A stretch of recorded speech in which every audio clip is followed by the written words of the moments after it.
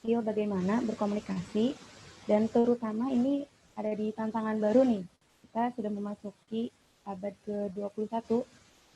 Ini saya agak kagok kalau kalau berbicara 21st century. Agak takut keselempet gitu lidahnya. Jadi di abad 21 ini mudah-mudahan sebagai seorang pendidik kita memperkaya ilmu kita juga. Dan seperti apa sih tantangan di abad ini? Semoga kita bisa kupas bersama di sini, dan teman-teman silahkan untuk mempersiapkan di pertemuan ini. Persiapkan dulu alat tulisnya mungkin nih, siapa tahu ada beberapa ilmu yang bisa kita catat, dan peralatan yang lainnya mungkin yang mendukung untuk pertemuan hari ini. Untuk sebelumnya saya perkenalkan dulu secara singkat mungkin ya, nanti insya Allah Pak Ari bisa memperkenalkan lebih jelas nih mengenai profil Bapak. Secara singkat, insya Allah ini ada Pak Ari yang sudah bergabung dengan kita. Beliau adalah, tadi sudah saya sebutkan ya, salah satunya adalah sebagai pengajar di Universitas Pendidikan Indonesia. Selanjutnya, beliau juga nih sekarang menjadi tim pembina ya, Bapak. Tim pembina di Yayasan Edupotensia. Alhamdulillah sekarang juga sudah mengembangkan startup konselingnya pribadi nih di Idea Kalista ya. Begitu Bapak menyebutnya. Saya khawatir lidah-lidah orang Sukabumi ya begini. Khawatir salah menyebutkan. Nah, itu secara singkat profil beliau. Secara lebih jauhnya, mangga langsung saja mungkin kita bergabung, dan peserta yang lain yang baru bergabung di sini sudah hadir Bapak Ari. Mangga untuk mempersiapkan perlengkapannya, dan saya langsung serahkan mungkin kepada Pak Ari, mangga untuk menyampaikan materi atau sharing pengetahuan baru untuk kita di pertemuan ini. Mangga Bapak Ari, saya persilahkan.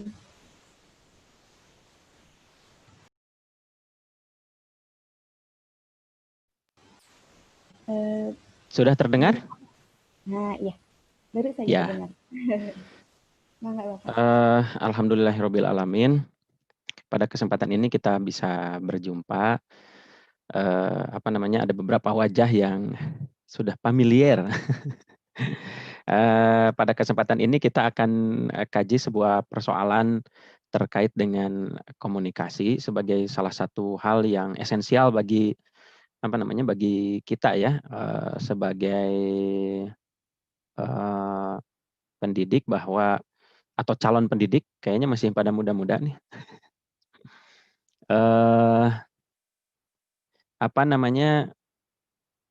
Keterampilan komunikasi ini menjadi esensial karena ada salah satu prinsip misalnya ya, ada sebuah presuposisi disebutnya kalau di dalam NLP, bahwa kita tidak bisa tidak berkomunikasi.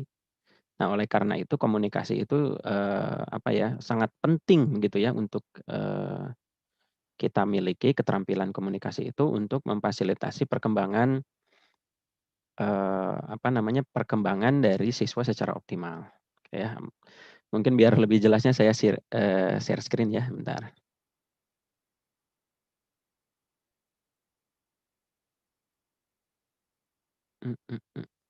Kita santai aja ya, Teh Norma dan yang lain. Ini mah jangan dianggap bercanda lah. Serius, Bentar, mana ya ini? Enggak. Nah, sip. Itu suara ngeresek dari saya atau dari siapa ya? Dari saya jangan. Kemarin sempat ada kegiatan dengan Edupotensia untuk pengembangan komunikasi berbasis NLP. Wah, ngepris nih. Teh Norma, halo? Saya suaranya terdengar nggak? Khawatir seperti kemarin nih, sedang ada gangguan internet sayanya kayaknya. Benar, insya Allah. Screen-nya juga sudah terlihat, alhamdulillah. Oke. Nah, kita mulai ya. Bismillahirrahmanirrahim. Assalamualaikum warahmatullahi wabarakatuh. Alhamdulillah pada kesempatan ini kita akan berdiskusi lebih tepatnya ya tentang 21st Century Communication Skill for Teacher. Nah, alhamdulillah lancar menyebutkannya ya Tenorma ya. Nah, kenapa ini diangkat? Awalnya memang topiknya terkait dengan penggunaan kata konseling sebagai sebuah keterampilan tambahan sebagai guru di sekolah gitu ya. Jadi kata konseling itu sebagai sebuah skill yang akan menjadi skill tambahan bagi guru. Awalnya begitu. Tetapi ini juga nanti kita lihat di dalamnya, barangkali nanti di dalamnya ada unsur-unsur konseling tentu saja, karena memang komunikasi salah satu penggunaannya bisa digunakan dalam proses konseling.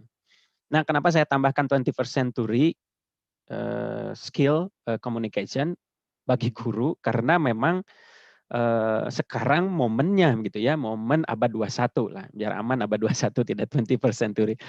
Momennya di mana ada tuntutan RI 4.0 dan segala macam. RI 4.0 itu revolusi industri 4.0. Nah, itu tidak jarang menimbulkan persoalan-persoalan yang nanti kita bisa dalami gitu ya, bahwa itu membutuhkan keterampilan komunikasi. Oke. Nah, ini saya. Nah, tadi nah, ini kurang lebih ini adalah kata-kata yang terkait dengan 21st century skill. Ada change, ada must, ada practice, ada create, ada think, ada world, ada developing, ada profesional, ada community, ada komitmen dan lain-lain. Nah, semua ini salah satunya di atas 21st century skill itu ada di bagian tengah, ada tulisan communicating ya. Jadi ada terkaitan dengan komunikasi. Nah, kenapa ini dispesialisasikan buat guru? Karena ini terkait dengan pendidikan bahwa ini ada David Perkins nih ya dari Harvard Graduate School of Education menyampaikan educating for the unknown, for what might come, for nimble ways out thinking about it. Nah, itu apa tuh artinya ya? Artinya kita akan mendidik untuk sesuatu yang nanti bisa jadi tidak kita ketahui dan kemungkinan apa yang terjadi di masa depan dan kemungkinan apa saja yang kita harus pikirkan itu harus sangat adaptif ya kitanya ya, sangat adaptif, inovatif dan secara esensial kemampuan adaptabilitas, kemampuan melakukan inovasi itu membutuhkan komunikasi. Nah, kenapa 21st century? Karena kita akan berhadapan dengan digital native. Kalau ada istilah native speaker itu orang yang ada yang ahli bahasa Inggris memang dari daerahnya ya, native speaker gitu ya, dari wilayah di mana si speaker itu memiliki kemampuan untuk berbicara native ya di masanya gitu ya, di daerahnya. Nah, sekarang kita akan berhadapan dengan anak-anak yang native digitalnya, literasi digitalnya dari sejak bayi bahkan uh, sudah apa ya sekitar 2 tahun 3 tahun juga sudah mengenal apa itu HP ya, sudah mengenal apa itu YouTube karena mungkin juga diperkenalkan oleh apa orang tuanya ya untuk sebagai distraktor supaya orang tuanya bisa sibuk juga dengan gadgetnya masing-masing sehingga anak juga diberikan gadget sehingga mereka dari sejak kecil disebut digital native. Jadi penghuni di masa digital yang asli gitu ya. Nah, ini ada fakta-fakta menarik diambil dari sebuah situs. Saya menemukan bahwa kita ya lihat ada 2.300 web page yang dibuka-buka oleh orang dalam satu hari, ya, oleh siswa nih ya. Ada 1.281 Facebook profiles yang dibuka gitu ya. Oh per tahun ini nih dan 8 buku yang dibaca. Jadi untuk buku itu malah literasinya rendah gitu ya dibandingkan dengan lain. Kalau saya sendiri mungkin berapa ribu kali ngebuka Twitter karena banyak urusan politik di sana yang saya ingin ikutin atau hiburan lah itu di Twitter. Lebih cepat dan Twitter sekarang bisa jadi search engine. Kemudian terkait dengan menulis, ini ada 42 halaman per semester untuk ya tapi itu kan masih sedikit sebetulnya dan more than 500 page of email. Jadi kadang-kadang ya apalagi Ransel ya, sering menerima banyak email, saya juga menerima email, ada yang penting, tidak penting, dan itu kadang-kadang tetap harus dibuka karena ada notifikasi. Nah, si siswa ini ada prediksi di usia 21 tahun nanti, 87% will have used the internet, 51% akan selalu online, 81% akan bermain game, 76% akan membaca berita secara online, semuanya online. Dulu kalau ada lagu online, online. Nah, ini kebuktian sekarang ya, serba online. Ya, tidak jarang situasi ini akan menimbulkan persoalan-persoalan sebagai dampak dari kemunculan net generation ini nih. Yang bahkan tuh, ini lihat nih, children di usia 6 tahun dan under, jadi children 6 and under, spend 2 hours daily playing outside. Kayaknya berkurang nih bermain dari luar ya, di luar. Dan ini data-data ini spend 40 minutes reading or being read to. 48%, hampir 50% menggunakan komputer. Kemudian, wah ini banyak sekali ya. Misalnya anak tetangga juga sekarang lagi rame PUBG, Mobile Legend, dan segala macam. Nah, di usia 21 ini nih bakal mengirim 200.000 email, nonton TV 20.000 jam, 10.000 jam on a cell phone, dan seterusnya, gitu ya. Saya sendiri untuk mengkontrol penggunaan gadget itu menggunakan aplikasi quality time. Jadi di-download tuh quality time. Jadi saya bisa mengetahui aplikasi mana yang sering dibuka. Nomor 1 WA, 2 Twitter, sisanya YouTube. Gara-gara ada apa ya, mantra cinta sih. Ini mohon maaf ya, agak bercanda. Nah, tapi ini bagian seriusnya nih. Saya ingin selalu di setiap apa ya, sharing terkait dengan persoalan pendidikan atau keterampilan pendidikan yang di webinarkan atau diseminarkan atau di-workshopkan atau dilatihkan, itu diawali dengan mengajak memahami definisi pendidikan gitu. Walaupun ini secara formal ya, itu pendidikan definisinya bakunya seperti ini, tapi ini yang kita terima dan ini hasil dari penggalian nilai-nilai filosofis dan naskah akademik yang dibuat oleh para ahli di Indonesia terkait dengan pendidikan. Nah, pendidikan adalah usaha sadar dan terencana untuk mewujudkan suasana belajar dan proses pembelajaran agar peserta didik aktif mengembangkan potensi dirinya untuk memiliki kekuatan spiritual dan seterusnya. Nah, ini ada kata kunci terkait dengan komunikasi adalah mewujudkan suasana belajar dan proses pembelajaran. Kalau misalnya ini konteksnya interaksi di ruangan kelas, tentu saja komunikasi digunakan untuk membangun suasana seperti saat ini nih. Ini suasana webinar ini atau workshop ini itu membutuhkan keterampilan berkomunikasi, mungkin keterampilan saya menyampaikan, ya ini juga mungkin masih jauh dari sempurna ya, tapi mudah-mudahan bisa dipahami ada sesuatu yang bisa diperolehnya. Nah, ini suasana belajar dan proses pembelajaran itu pasti sebagaimana salah satu presuposisi dari NLP mengatakan kita tidak bisa tidak berkomunikasi. Jadi diamnya pun adalah komunikasi, itu bagian dari komunikasi. Nah, itu jadi keyword supaya kita menyelenggarakan pendidikan itu, kenapa komunikasi penting, ada kaitannya dengan mewujudkan suasana belajar dan proses pembelajaran, kesananya mengembangkan potensi siswa untuk memperoleh kekuatan spiritual, keagamaan, pengendalian diri, keterampilan, dan seterusnya. Nah, diterjemahkan lagi, si komunikasi tadi itu, suasana belajar dan proses pembelajaran itu dalam bentuk tujuan. Nah, inilah yang harus kita capai.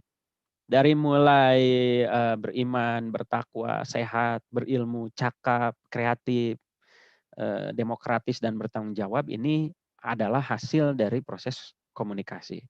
Oke ya, jadi itu dua itu ya bagi seorang pendidik.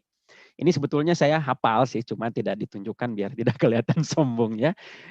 Kemudian saya bacakan biar tidak salah juga. Kemudian itu tujuannya, nah jangan lupa nih, keywordnya ada di suasana belajar dan proses pembelajaran dan mengembangkan potensi peserta didik. Nah, apa sih 21st century itu? 21st century itu ya abad 21, itu kalender Gregorian ya, kalender zaman sekarang. Kapan mulai 21st century? 21st century itu ternyata mulai dari 2001 sampai tahun 3000 kalau tidak salah. Atau 2000 berapa begitu. Ya pokoknya mah century kan abadnya ya. Nah, itu membutuhkan skill ini yang terkenal nih, 4Cs ya. 4C nih ya.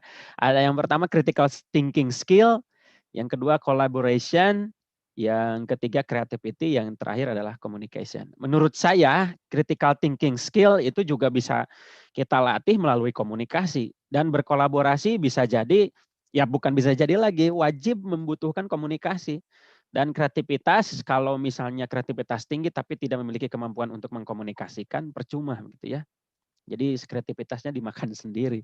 Nah, oleh karena itu lagi-lagi ini mindset kita ya, oh supaya naik nih. Oke, penting komunikasi ini untuk pencapaian tujuan pendidikan, untuk adaptasi pada generasi yang abad 21 yang tadi serba online dan digitalisasi ya, sebagai native digital native. Kemudian sebagai sebuah skill, komunikasi adalah seperempat dari keseluruhan dan bahkan bisa jadi pondasi bagi keseluruhan skill di abad 21. Nah, ini nih ya, secara definitif ini saya ambil dari internet, bahwa communication itu kemampuan untuk mengartikulasikan pikiran, pendapat, baik verbal maupun tertulis, non verbal mungkin nanti ke depannya, yang digunakan sebagai media untuk menyampaikan pesan secara efektif.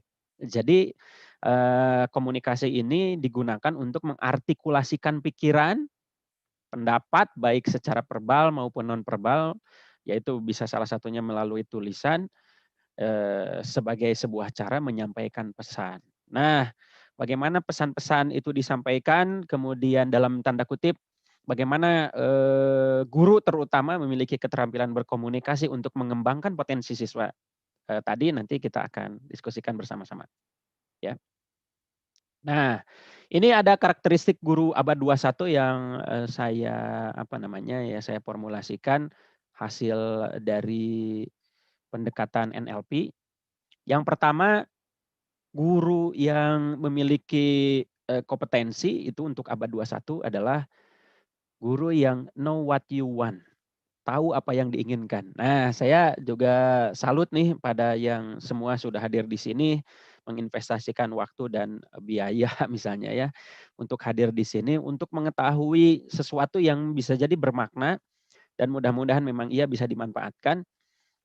Tentu saja ada tujuan-tujuan tertentu yang ingin dicapai, begitu ya.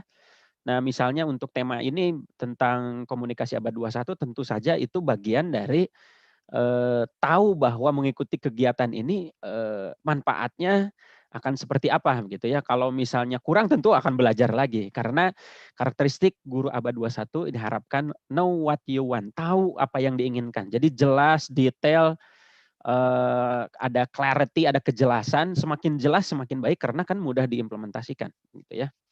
Nah, salah satu contoh kasus misalnya kalau mahasiswa tidak memiliki kejelasan di dalam kehidupan, apalagi calon guru, itu disebut atau dikenai dengan istilah madesu, ya, masa depan suram gitu. Masa depan suram itu tidak jelas, suram, source, blur gitu ya, tidak jelas. Nah, makanya know what you want. Yang kedua, guru yang abad 21 itu know what you are getting, what you want. Jadi tahu apa yang kita ingin capai itu sampai sejauh mana gitu ya, detailnya.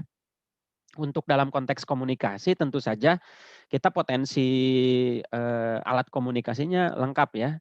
Dalam pengertian bahwa kita punya sensor-sensor alat-alat komunikasi seperti mata penglihatan, telinga pendengaran, kemudian penciuman, kemudian indera pengecap, kemudian fisiologis kita ya secara kinestetik. Jadi itu juga bisa jadi alat ukur. Kita semakin sensitif pada semakin detail target-target tadi, maka kita juga bisa ngukur apakah kita menuju pada pencapaian tujuan atau tidak gitu.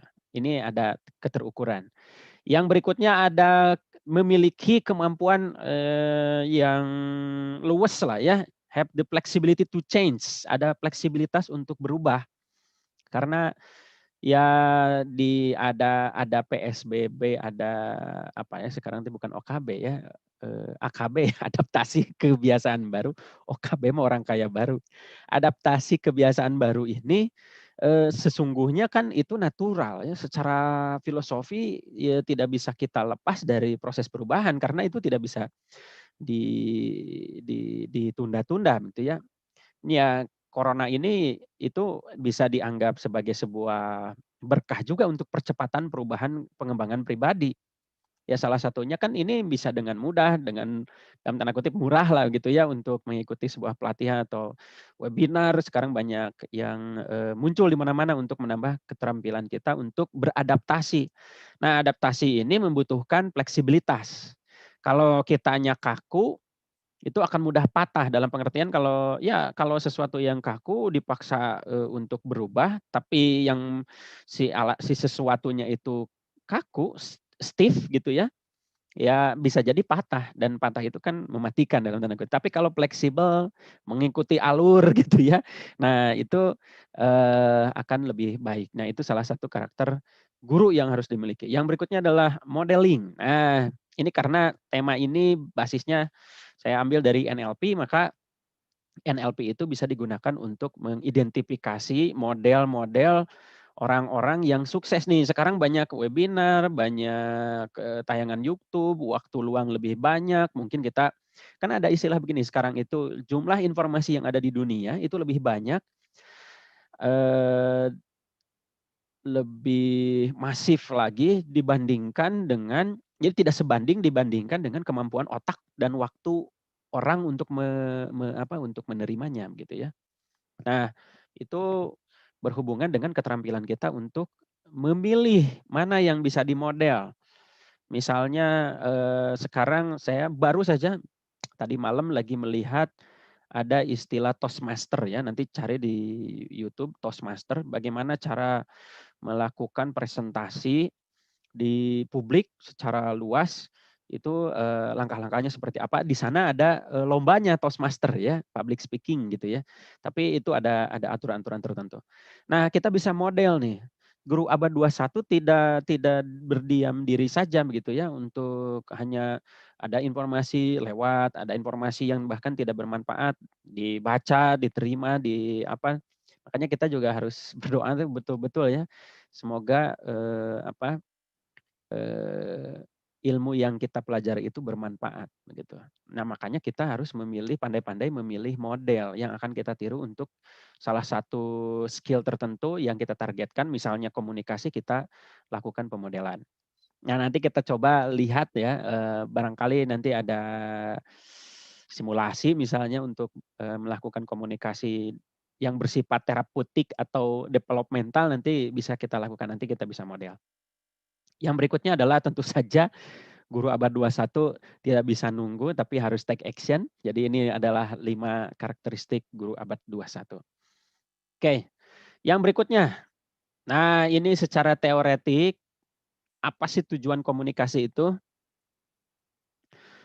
Yang pertama adalah assist an individual towards to, nah ini, satu untuk mengetahui diri. Nah, jadi nanti kita berkomunikasi sebetulnya dengan anak didik, bagaimana nanti si anak didik ini memiliki pemahaman tentang diri. Banyak yang tidak paham tentang dirinya kalau bahwa dirinya itu memiliki bakat tertentu, minatnya arahnya tertentu, kesenangan pekerjaannya tertentu ke arah mana.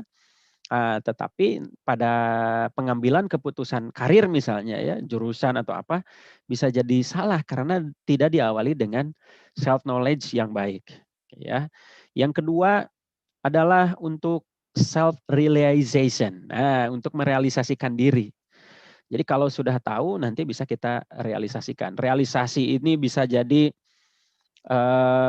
basisnya adalah knowledge tadi, ya kemudian kita sadari, kemudian kita realisasikan. Nah, harapannya komunikasi yang dilakukan guru ke siswa adalah untuk mendorong mereka memiliki pemahaman dan pengetahuan tentang diri secara lengkap, secara utuh, kemudian merealisasikan keterampilan atau kekuatan atau minat, bakat yang dimiliki supaya menjadi aktual gitu ya. Yang berikutnya tentu saja untuk pengembangan diri. Nah, tiga komunikasi ini sebetulnya amanat tidak tertulis di dalam kurikulum bagi seorang guru. Kadang-kadang kan guru berfokus pada substansi materi sesuai dengan substansi keilmuan bidang studi. Misalnya matematika belajar matematika, IPA belajar IPA, bahasa Indonesia belajar bahasa Indonesia dan seterusnya. Tetapi sesungguhnya dalam proses interaksinya ada unsur-unsur yang harus dikembangkan dari proses komunikasi yang dilakukan antara guru dengan siswa, yaitu self knowledge, realisasi dan pengembangan diri siswa gitu ya. Dalam arti luas. Tadi kalau ingin lengkap kan tadi unsur-unsur di tujuan pendidikan, unsur-unsur di definisi pendidikan, isinya sebetulnya kan lengkap, komprehensif. Bukan hanya dari sisi kognitif substansi pengetahuan saja yang ingin dikembangkan dari siswa, tetapi ada unsur sikap, keterampilan dan seterusnya yang bisa bermanfaat buat dirinya, masyarakat, lingkungan dan seterusnya gitu ya. Jadi tiga ini. Apa tujuan komunikasi? Self knowledge, mengetahui, merealisasikan dan mengembangkan. Nah, yang berikutnya ini singkatan sih sebetulnya ya atau disebut akronim tujuan komunikasi. Kan kita ada sebetulnya memang bahasa Inggris itu kaya ya. Bahasa Indonesia itu hanya berapa kata, jauh sekali dengan bahasa Inggris. Nih misalnya ya, goals, tujuan kita terjemahkan. Aims, tujuan kita terjemahkan. Purpose, tujuan kita terjemahkan.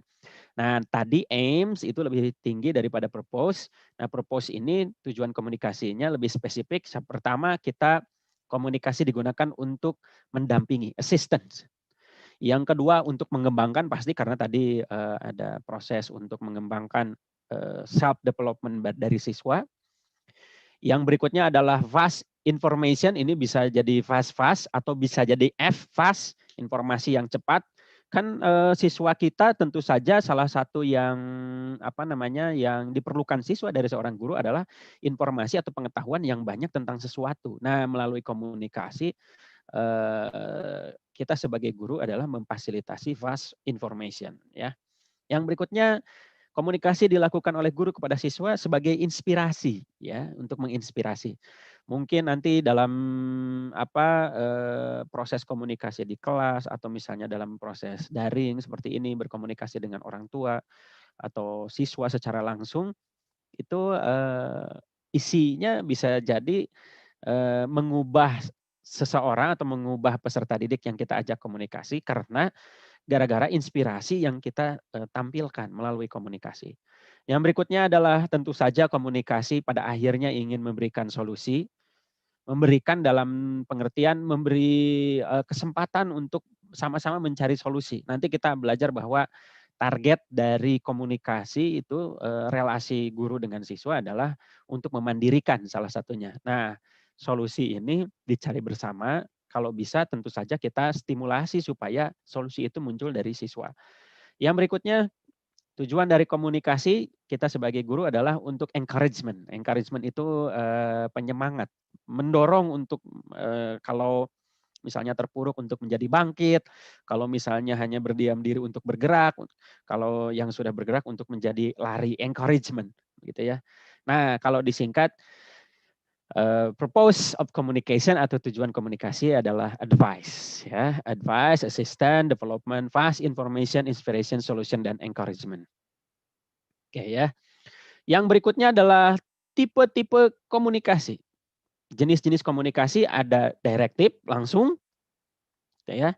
Kemudian non direktif, kemudian ada eklektik, gabungan di antara keduanya. Oke. Kenapa komunikasi ini ada 3 jenis ini? Saya presentasikan sebagai sebuah keterampilan komunikasi bagi guru karena guru menyampaikan pesan atau berkomunikasi dengan siswa untuk terjadinya proses pengembangan potensi individu tadi. Nah, dalam proses pengembangan tadi bisa jadi ada yang lancar, ada yang bermasalah atau terhambat, ada juga yang memenuhi kriteria yang sudah ditetapkan. Nah, cara berkomunikasinya ada langsung, direktif, ada tidak langsung, non direktif, dan ada eklektik gabungan. Nah, nanti kita lihat masing-masing perbedaannya. Nah, yang pertama adalah direktif. Ya, ini komunikasi direktif ini kalau di dalam dunia counseling ada pertama melakukan analisis kalau ada siswa punya persoalan apa misalnya, kita analisis, kemudian kita sintesis, kemudian kita diagnosis. Ini pendekatannya benar-benar pendekatan ilmiah ya, analisis, sintesis, diagnosis. Kemudian kita lihat prognosis alternatif tindakannya apa saja yang bisa dilakukan. Yang berikutnya adalah pengambilan keputusan. Jadi kalau ada sebuah persoalan, dalam pengertian persoalan itu entah untuk diselesaikan sebagai sebuah masalah atau persoalan untuk terjadinya pengembangan optimalisasi potensi minat bakat dari siswa, kita lakukan analisis, sintesis, diagnosis, prognosis, decision making, dan terakhir adalah tindak lanjut ya, follow up. Nah, ini semua sifatnya direktif, langsung mengarahkan. Oke, misalnya kamu ngobrol deh sama ibu misalnya ya. Kamu sedang punya masalah apa, kita analisis bareng-bareng, kita turunkan, kita pecah, kita sintesakan, kemudian kita diagnosa mana nih yang bermasalah sesungguhnya. Kalau misalnya sudah ketemu, ada alternatif pilihan pengambilan keputusan, yaitu disebut prognosis, ada pengambilan keputusan, kayaknya ini mungkin ya, ada beberapa yang bisa diambil sebagai sebuah keputusan, silahkan kamu ambil keputusan itu gitu. Bahkan kalau direktif bagusnya menurut Ibu begini. Nah, itu langsung pengambilan keputusan dan akhirnya tindak lanjut. Yang berikutnya bagaimana langkah-langkah non direktif? Kalau non direktif terkenal istilahnya apa ya? Permisif ya, silahkan aja bebas gitu, senyamannya lah. Tapi kalau dalam kontrak komunikasi yang sifatnya terapeutik atau pengembangan tadi, komunikasi terapeutik atau pengembangan yang muncul pada situasi komunikasi tentu saja harus punya tujuan. Nah, tujuan yang dimaksud adalah what's the problem? Apa masalahnya? Kita definisikan apa sih problemnya, bagaimana situasi yang sedang dihadapi gitu ya. Nah, yang kedua setelah jelas problemnya, nah, siswa diminta diberikan kesempatan untuk mengekspresikan perasaan. Misalnya persoalan yang krusial saat ini adalah kejenuhan misalnya. Jenuh harus online, harus WhatsApp-an dengan dosen atau misalnya ya harus menghabiskan kuota untuk melihat presentasi guru mengajar atau dan seterusnya, itu diekspresikan, diminta untuk diekspresikan secara bebas. Mau ada perasaan sedih ya silahkan, misalnya ya mau ada perasaan apa ya silahkan. Itu dibebaskan karena non direktif bebas. Nah, yang berikutnya kita identifikasi feeling yang muncul itu seperti apa misalnya. Tadi kalau yang muncul kejenuhan, mungkin ada keresahan kapan ini berakhir misalnya ya, atau keresahan kapan ingin bertemu lagi dengan teman-teman di sekolah dan seterusnya. Kita perdalam perasaan-perasaan yang muncul karena kalau di dalam NLP perasaan yang muncul itu adalah bagian dari ekspresi perilaku hasil dari eh, interpretasi pikiran terhadap satu kejadian gitu. Nah, yang berikutnya adalah mengembangkan insight. Insight itu adalah pemikiran mendalam yang diperoleh siswa, tetapi kita fasilitasi ya. Kita kembangkan insight siswa. Oke, kamu mungkin sekarang merasa jenuh, situasinya begini-begini, kejenuhan itu muncul dari sini, kecemasan itu muncul dari sini, kekhawatiran ini, atau kemarahan bisa jadi situasi sekarang itu bisa menimbulkan kemarahan, emosi yang tidak terkendali dalam bentuk ekspresi apa ya, amek-amekan bahasa Jermannya ya. Nah, itu dikembangkan insight yang diperoleh oleh kamu apa misalnya menghadapi situasi itu insight itu ya, mengembangkan apa yang bisa dilakukan gitu ya. Kemudian ya insight ya, perolehan kalau di dalam quantum learning itu sebut aha moment, aha ini kayaknya solusinya. Nah, kenapa non direktif? Karena sumbernya tidak dari kita sebagai sebagai komunikator yang menyampaikan pesan. Jadi pesannya semua harus distimulasi dari kita sebagai stimulan dari pesan-pesan yang disampaikan oleh siswa. Siapa yang mendefinisikan masalah dan situasi? Siswa. Siapa yang mengekspresikan perasaan? Siswa. Mengidentifikasi perasaannya siswa sendiri, kemudian mengembangkan insight, kita fasilitasi. Nah, yang terakhir adalah kalau sudah diperoleh insight, tentu saja kita harus akhiri ya sebuah sesi komunikasi supaya tidak ada ketergantungan, karena target dari komunikasi guru terhadap siswa adalah kemandirian. Kenapa kemandirian? Karena kemandirian itu definisi paling sederhana itu adalah kemampuan untuk mengambil tanggung jawab atas keputusan yang diambil secara independen, secara apa ya, secara matang. Nah, ada 2 kata kunci tadi, tanggung jawab dan pengambilan keputusan. Kalau sudah diperoleh insight, keputusan, oh saya akan melakukan ini, kapan dilakukannya, kita monitoring, nah kita harus akhiri gitu. Dan mengakhirinya tentu dengan kalimat-kalimat atau cara mengkomunikasikan bagaimana siswa menjadi ter-encourage, termotivasi untuk melakukan penyelesaian masalah dari insight yang diperoleh. Yang berikutnya, ini secara eklektik itu ya campuran direktif non-direktif, yang ini biasa kita gunakan, nanti kita akan bahas lebih dalam. Yang pertama adalah mendorong terjadinya raport. Raport itu kalau di dalam dunia konseling atau hubungan kemanusiaan dalam komunikasi itu adalah relasi yang bisa terukur bagaimana kualitas interaksi antara komunikan dengan komunikator, mereka seperti apa gitu ya. Dalam tanda kutip misalnya apakah terjadi kelancaran, terjadi kenyamanan, nah itu raport ya, hubungan baik. Yang berikutnya baru diagnosa the problem.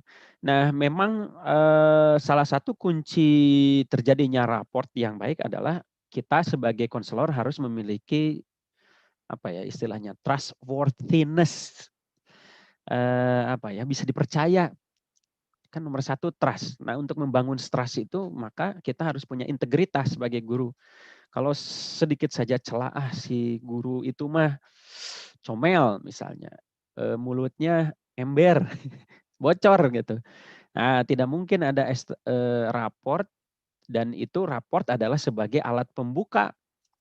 Kalau sudah muncul trust, akan muncul loyal, kesetiaan untuk lebih dekat, untuk membuka persoalan, sehingga langkah berikutnya mendiagnosis persoalan bisa menjadi lebih terbuka.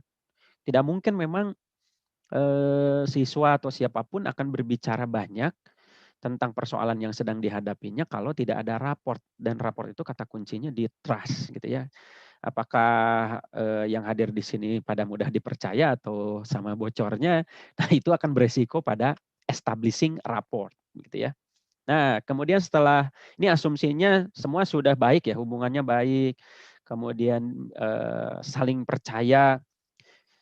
Sama kita juga harus percaya pada siswa bahwa apa yang dikatakannya itu memang sebagai bentuk kepercayaan dirinya kepada kita.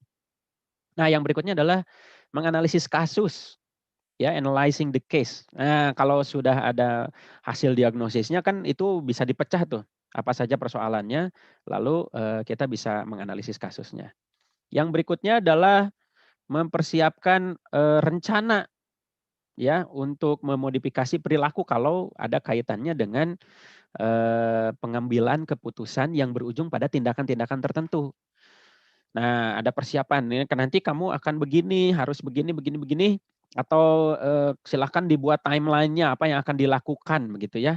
Yang dilakukan misalnya hasil dari analyzing kasusnya. Nah, ini step-step untuk modifying behavior-nya, untuk memodifikasi perilakunya. Oke ya. Yang berikutnya itu terkait dengan konseling. Nah, untuk sebagai bahan penguatan, kemudian apabila misalnya persoalannya terlalu mendalam, maka dibutuhkan skill konseling. Nah, skill konseling ini tentu saja sifatnya terapeutik ya. Walaupun ada beberapa yang mengatakan bahwa konseling juga bisa untuk pengembangan misalnya. Ya bisa, tapi untuk Indonesia kan ada apa ya istilahnya, kalau konseling itu sudah identik dengan sifat-sifat terapeutik.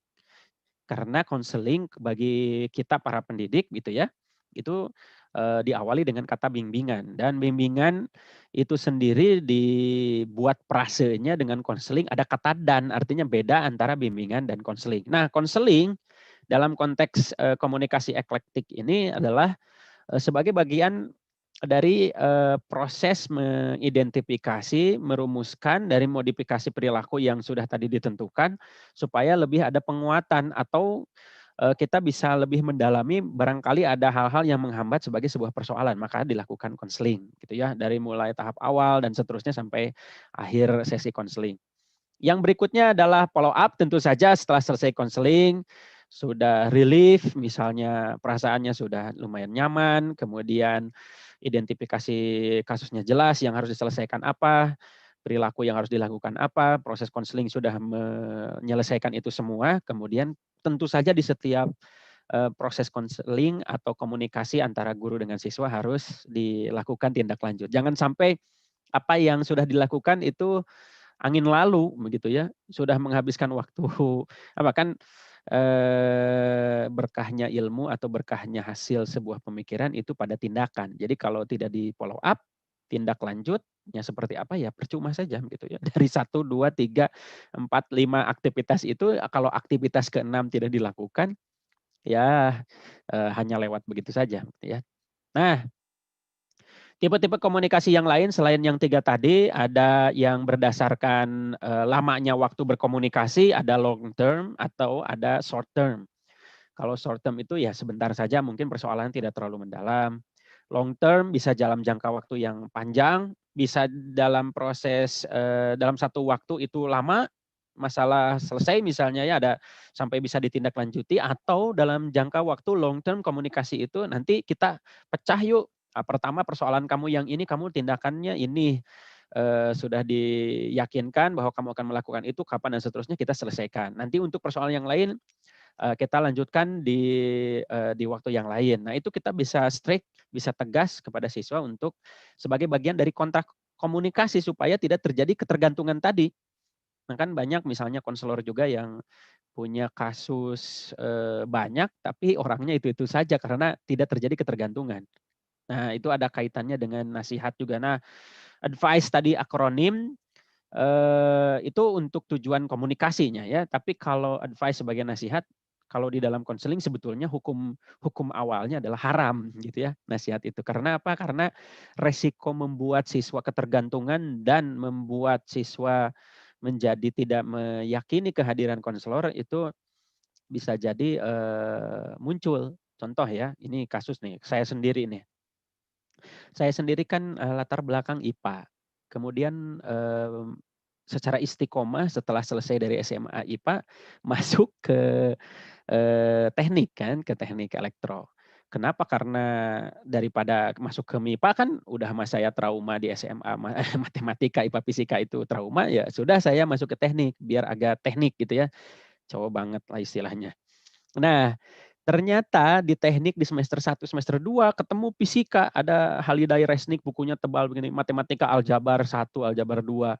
Wah, rumit tuh. Maka IP saya semester 1, semester 2 itu 1,6, 2, semester kedua 1,60 Nasakom, nilai akhir 1, nah, ketika mundur ke belakang flashback, nah saya emosional nih.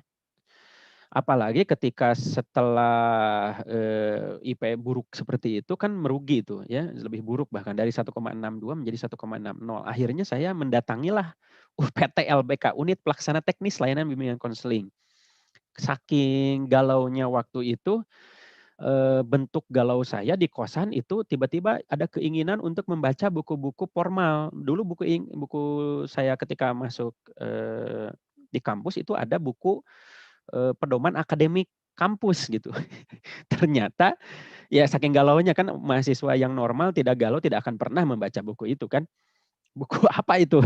Nah, buku pedoman akademik itu saya baca, buka-buka iseng ternyata di situ apa namanya muncul ada sebuah pelayanan gitu ya bahwa UPT LBK membuka konseling dan layanan psikotes. Akhirnya saya psikotes.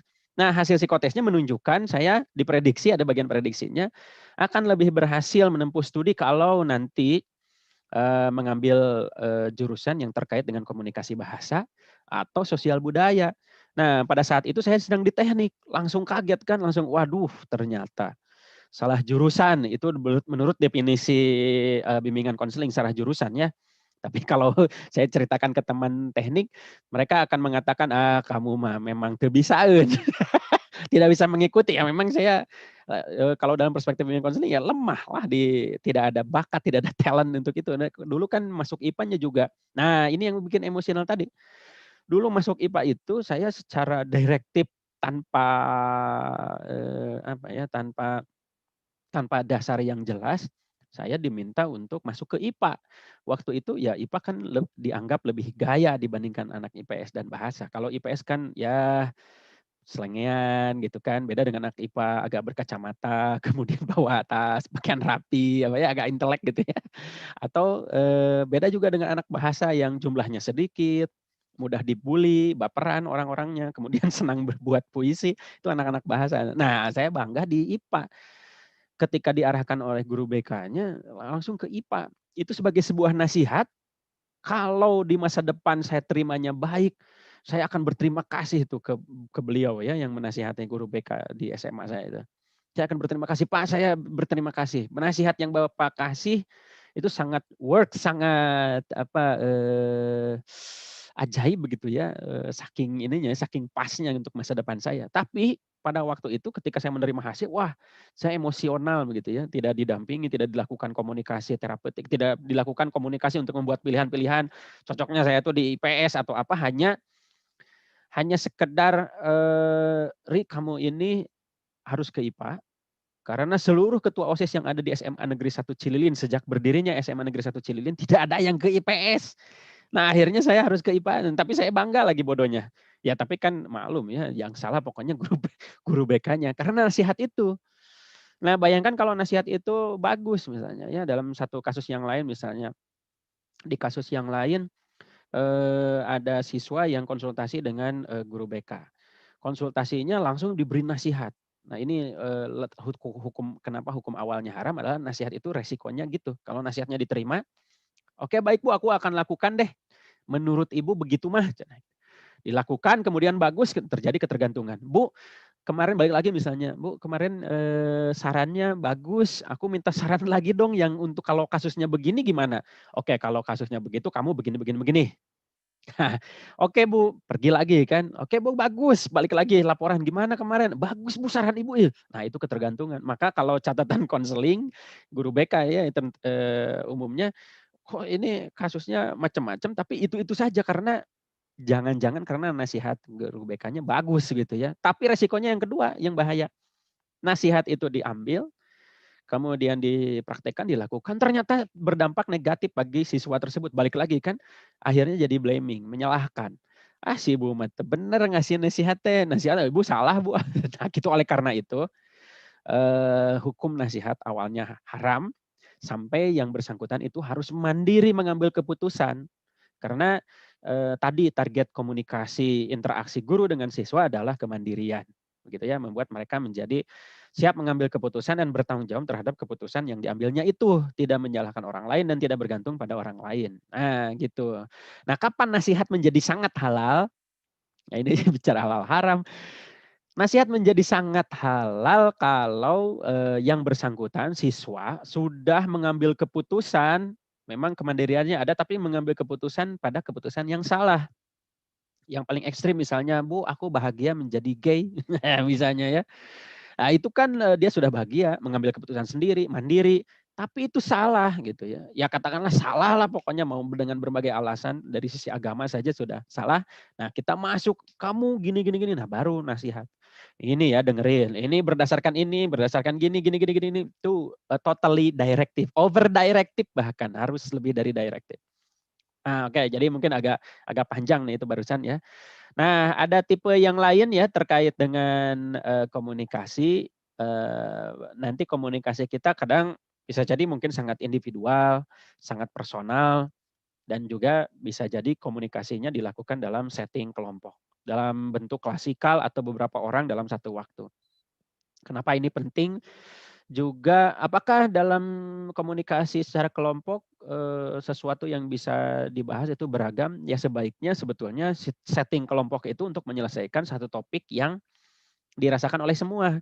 Karena, melalui komunikasi yang dilakukan secara kelompok, kalau topiknya sama, bisa akan memudahkan perubahan yang terjadi pada individu-individu di dalam kelompok. Nah, contoh misalnya ya, di dalam komunikasi dengan, siswa yang bersifat terapeutik ya, penyembuhan misalnya. "Oke, siapa di kelas ini yang putus cinta?" Ah, kumpulkan yang putus cinta semua nih. Nah, misalnya ada 7 orang, dari 40 orang 7 orang putus cinta. Oke, nah sekarang silahkan ceritakan atau misalnya kita buka dulu, kita bahwa hadir di sini semua orang putus cinta, kita dalam posisi yang sama misalnya. Barangkali nanti ada hal-hal yang bisa di-sharing-kan. Kita mulai secara singkat misalnya kita mulai dari siswa A. Kamu putus cintanya kayak gimana nih? Kan misalnya orang-orang ini merasa terbebani dari putus cinta. Nah, yang pertama mengatakan, "Oh, saya diputuskan melalui WA." Gitu. Tiba-tiba di WA dianya, kemudian WA-nya diblok. Wah, sedih. Oke. Mungkin yang siswa yang kedua, oke. Kamu putus cintanya kenapa? Ya, aku putus cinta karena aku diberitahu oleh sahabat bahwa pasanganku itu sedang makan bareng secara romantis dengan orang lain. Wah, nah yang lain yang mendengarkan itu bisa jadi mengambil pelajaran dari proses komunikasi interaksi di anggota kelompok yang tadi. Pelajarannya apa? Misalnya bisa jadi mereka merasa, oh ternyata persoalan yang aku hadapi misalnya putus cinta versi yang mereka itu lebih dahsyat gitu ya dampaknya. Kalau aku jadi mereka, aku waduh mungkin mengakhiri kehidupan gitu ya. Aku mah putus cinta dan memang belum jelas statusnya juga misalnya hanya kegeeran gitu ya. Lah itu dalam setting kelompok. Jadi berdasarkan number of student yang terlibat, yang involved, itu bisa jadi kita lakukan secara individual atau dalam setting kelompok, dan setting kelompok pun lebih baik dilakukan dengan satu topik yang sama supaya tadi terjadi proses pembelajaran secara cepat. Yang berikutnya dari sisi lingkungan untuk komunikasi harus seperti apa? Nah, yang pertama adalah bagaimana kita mengekspresikan ucapan selamat datang, tetapi bukan hanya menyapa dalam pengertian kata-kata, tapi membuat mereka nyaman atas sikap kita. Jadi welcoming tuh benar-benar dengan tangan terbuka, selamat datang misalnya, "Sok silakan duduk, wah senang sekali," gitu, dan seterusnya dan seterusnya. Yang berikutnya adalah buat mereka nyaman. Menciptakan iklim yang enak gitu ya. Kalaupun misalnya sekarang video call apa, tapi dipastikan mereka nyaman gitu ya. Mereka nyaman, kitanya nyaman. Nah, tentu saja syarat yang utama adalah environment-nya dimulai dari kita. Kitanya juga sendiri harus comfort ya, harus nyaman lebih dulu. Dalam teknik hipnoterapi Ericksonian itu ada istilah prinsip go first. Pergi dulu. Kalau misalnya ingin membuat nyaman orang, buat nyaman diri kita sendiri. Tidak mungkin kita juga menerima tamu untuk menyamankan mereka, tetapi kita sendiri memang merasa tidak nyaman dengan kehadiran tamu tersebut. Walaupun tamu itu adalah raja ya. Nah, jadi environment communication-nya atau lingkungan komunikasinya buat senyaman mungkin. Kemudian, nah ini apalagi ini sekarang kan momennya momen distraktor. Distraktor itu pengecoh. Jadi orang tuh harus kalau di dalam sebuah soal ada stem, ada pernyataan soal, ada pilihan jawaban, ada kunci jawaban. Harusnya kita itu fokus pada kunci jawaban, tapi karena distraktor malah lari ke jawaban-jawaban yang lain. Harusnya kita komunikasi menyelesaikan sebuah persoalan, tapi pada saat proses komunikasi lingkungannya tidak mendukung, banyak noise, ada suara apa, ada terdistrak, ada HP menyala dan segala macam. Ya kalau bisa itu betul-betul dibuat lingkungannya tidak ada distraktor, tidak noise, tidak bising ya. Yang berikutnya somewhere where the privacy. Nah, privacy kemudian kerahasiaan, confidentially itu harus dijaga gitu ya. Makanya tadi nomor satu trust. Kenapa Nabi itu dulu sebelum dijadikan diangkat nabi begitu ya, itu sebelumnya kan selama 40 tahun sebelum itu beliau sudah memperoleh gelar Al-Amin, bisa dipercaya untuk terjadi proses komunikasi nanti. Nah, oleh karena itu kepercayaan diperoleh kalau kita punya integritas untuk meyakinkan bahwa misalnya saya terikat oleh ABKIN, guru terikat oleh kode etik profesi guru kalau masuk ke organisasi PGRI, misalkan itu ada kode etiknya bahwa harus menjaga data-data siswa, gitu ya. Itu ada privacy di situ dan kita yakinkan pada siswa yang kita ajak komunikasi baik mau terapeutik maupun developmental itu bahwa kerahasiaan mereka itu kita jaga, gitu ya. Yakinkan kita tidak bocor gitu ya. Yang berikutnya adalah tidak mengancam, not threatening. Jadi mungkin nanti pada saat komunikasi dilakukan secara daring, itu juga betul-betul dipastikan siswa dalam kondisi rileks. Atau misalnya dalam sebuah ruangan kita nanti ketemu misalnya di mana, atau Bapak Ibu guru misalnya nanti melakukan home visit, itu melakukan komunikasi yang sifatnya terapeutik atau developmental, itu betul-betul kitanya sendiri dalam proses komunikasi itu harus feel relax, nyaman, tenang. Karena kan frekuensi intonasi bicara bisa lebih teratur, tarikan napas bisa lebih tenang, posisi fisiologis juga itu akan mendorong kenyamanan pada saat proses komunikasi ketika dilangsungkan, gitu ya. Nah itu dari sisi environment-nya ya. Yang berikutnya adalah personality trait effective teachers dalam berkomunikasi. Yang pertama adalah self awareness and understanding. Nah ini konsep go first-nya itu Mbak. Nah dulu saya ingat kalau dulu ada amanat dari siapa ya, bahwa mempelajari ilmu bimbingan dan konseling itu jangan sampai menjadi seperti ilmu lilin. Ke orang lain menerangi, dirinya sendiri terbakar. Atau jangan seperti mercusuar, ke orang lain menerangi supaya tidak tersesat di laut, tapi di pulaunya sendiri itu gelap di sekitarnya. Nah makanya itu harus ada self awareness dan understanding daripada guru itu sendiri, komunikator. Jadi sebelum memahami orang lain tentu saja lebih mudah kalau kita mengawali kesadaran diri sendiri gitu ya. Nah, the ability to look within and identify own psychological needs. Tahu bahwa kebutuhan psikologi saya begini, desires-nya apa, dorongan-dorongannya secara profesional dan seterusnya. Oke, yang berikutnya adalah psychological health, kesehatan psikologisnya juga memang harus bagus ya. Memang tidak ada yang sempurna katanya di sini ya. Bahwa orang tidak bisa lepas dari masalah dan bahwa memang masalah itu juga bagian dari proses pertumbuhan seseorang.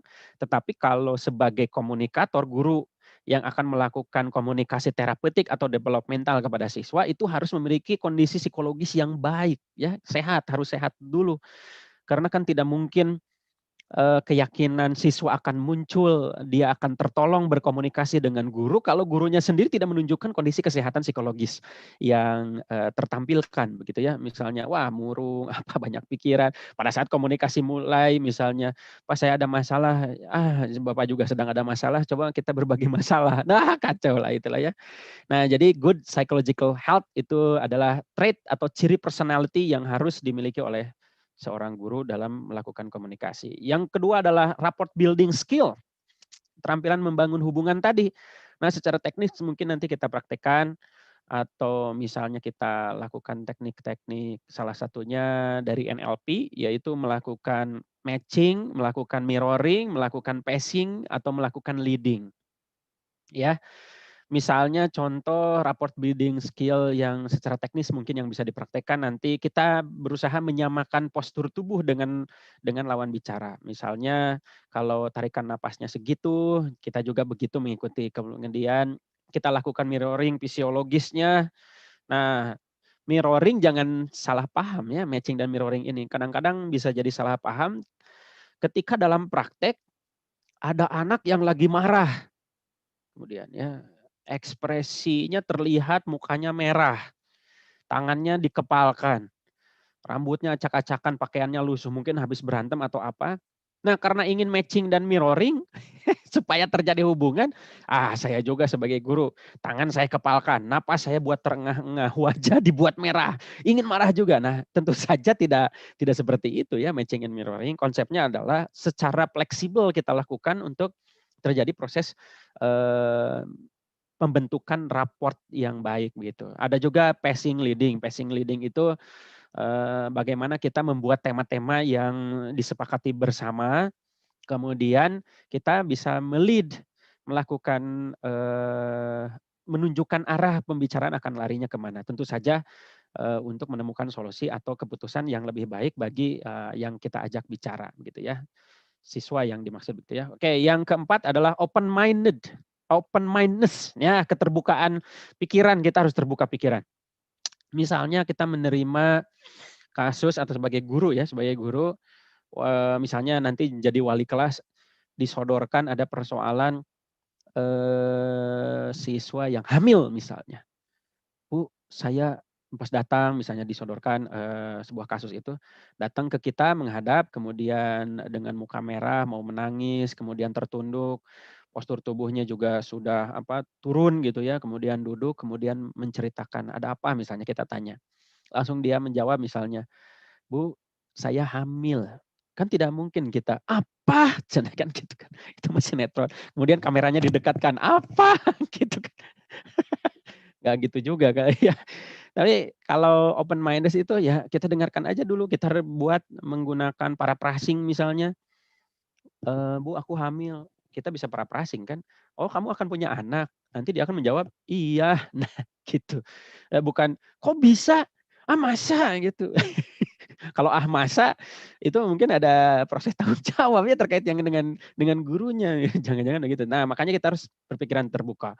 Banyak tuh, kasus-kasus aliran sesat di kampus atau di siswa SMA dulu, diceritakan ke guru, "Bu saya gabung, menurut saya Tuhan itu tidak ada, menurut saya, semua ini fiksi belaka. Tulisan-tulisan itu misalnya kitab-kitab itu ya barangkali mungkin hanya karangan, jangan-jangan surga itu Bu sebetulnya tidak ada. Bahkan neraka juga kayaknya untuk menakut-nakuti orang hanya untuk berbuat baik.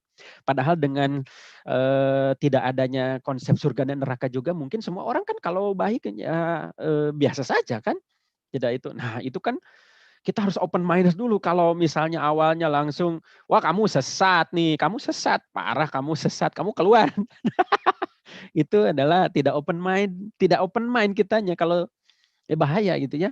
Karena ada values di sini ya, ada belief seseorang yang, sebetulnya bisa jadi ya memang salah, tetapi kalau kita langsung cut, itu bisa jadi malah ada resisten. Kalau resisten nanti kabur malah, defense mechanism akan lebih tinggi dan mempertahankan belief-belief negatif tadi.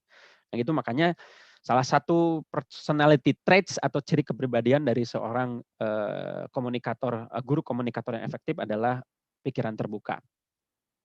Yang berikutnya adalah, nah ini syarat sebetulnya, prasyarat selain yang traits yang lain adalah trustworthiness, bisa dipercaya, honest, jujur, tidak menyakiti orang yang kita ajak komunikasi, suruh jaga integritasnya itu kan kalau satu informasi tidak bisa kita keep, hasil dari komunikasi dengan siswa kemudian bocor ke orang, didengarkan oleh siswa yang bersangkutan itu wah sudah hancur itu sebagai, guru komunikatornya. Yang keenam adalah approachability. Nah jadi kadang-kadang guru juga wah susah didekati ini, mungkin bukan hanya karena ketersibukan, tapi karena, terlalu tinggi misalnya, wah guru ini mah terlalu berwibawa, aku susah, cerita ke ibu guru, nah paham nggak? Nah jadi kita harus bersikap friendly juga dengan siswa, nah itu bagian dari konsep matching and mirroring tadi bisa kita lakukan. Tema-tema atau topik-topik yang bicarakan siswa apa sih ya sekarang yang lagi tren? Kalau yang lagi trending misalnya yang saya tahu ada beberapa tadi ada trilogi cinta misalnya ya, ya ngobrol, kemarin tahu nggak itu trending itu, ngobrol. Nah di situ ada, konsep personality traits, approachability, jadi bisa didekati. Jangan belum-belum, menjadi wali kelas, kemudian siswa ada yang kita wali kelasi itu, punya masalah, ingin dikomunikasikan, kemudian ngelihat gurunya, "Ah si gurunya kayak gini, sudah nggak bisalah." Nah itu, sayang sekali ya, makanya ciri kepribadian yang harus dimiliki oleh seorang guru di dalam melakukan komunikasi dengan siswa apalagi yang sifatnya terapeutik maupun pengembangan itu harus memiliki approachability, kemampuan untuk bisa didekati. Nah, bagaimana prosesnya kalau dalam, proses komunikasi terapeutik saya bahasakan begitu ya. Itu ada stage pertama tentu saja membangun hubungan supaya nyaman, ada keyakinan, ada kontrak belajar, ada kontrak di mana proses komunikasi ini akan berlangsung sampai kapan dan apa yang akan kita bicarakan dan seterusnya. Stage kedua kalau building relationship, trustworthiness sudah ada, keterbukaan sudah ada, problem sudah ada, tentu saja ada assessment dan diagnosis. Apa sih yang jadi masalah dan seterusnya. Kemudian yang berikutnya adalah memformulasikan. Nah, tadi mungkin ada unsur konseling di dalamnya bisa jadi. Nah, menggunakan pendekatan-pendekatan konseling yang lebih advance misalnya ya, melibatkan nanti misalnya ada urusan dengan hipnosis, ada urusan dengan NLP lebih dalam untuk dalam kondisi terapeutik lebih jauh dengan pendekatan-pendekatan psikologis yang lebih dalam. Bisa jadi kita pada stage 3 melakukan konseling dan tujuan-tujuan yang ada dikuatkan dengan proses konseling gitu ya. Nah, stage 4-nya adalah melakukan intervensi. Intervensi di sini bisa jadi dilakukan intervensi yang berdasarkan hasil formulasi tadi, lalu kita intervensi. Kalau di dalam hipnoterapi itu, oh ya sudah kita masuk dalam kondisi hipnosis, kita kasih sugesti dan segala macam.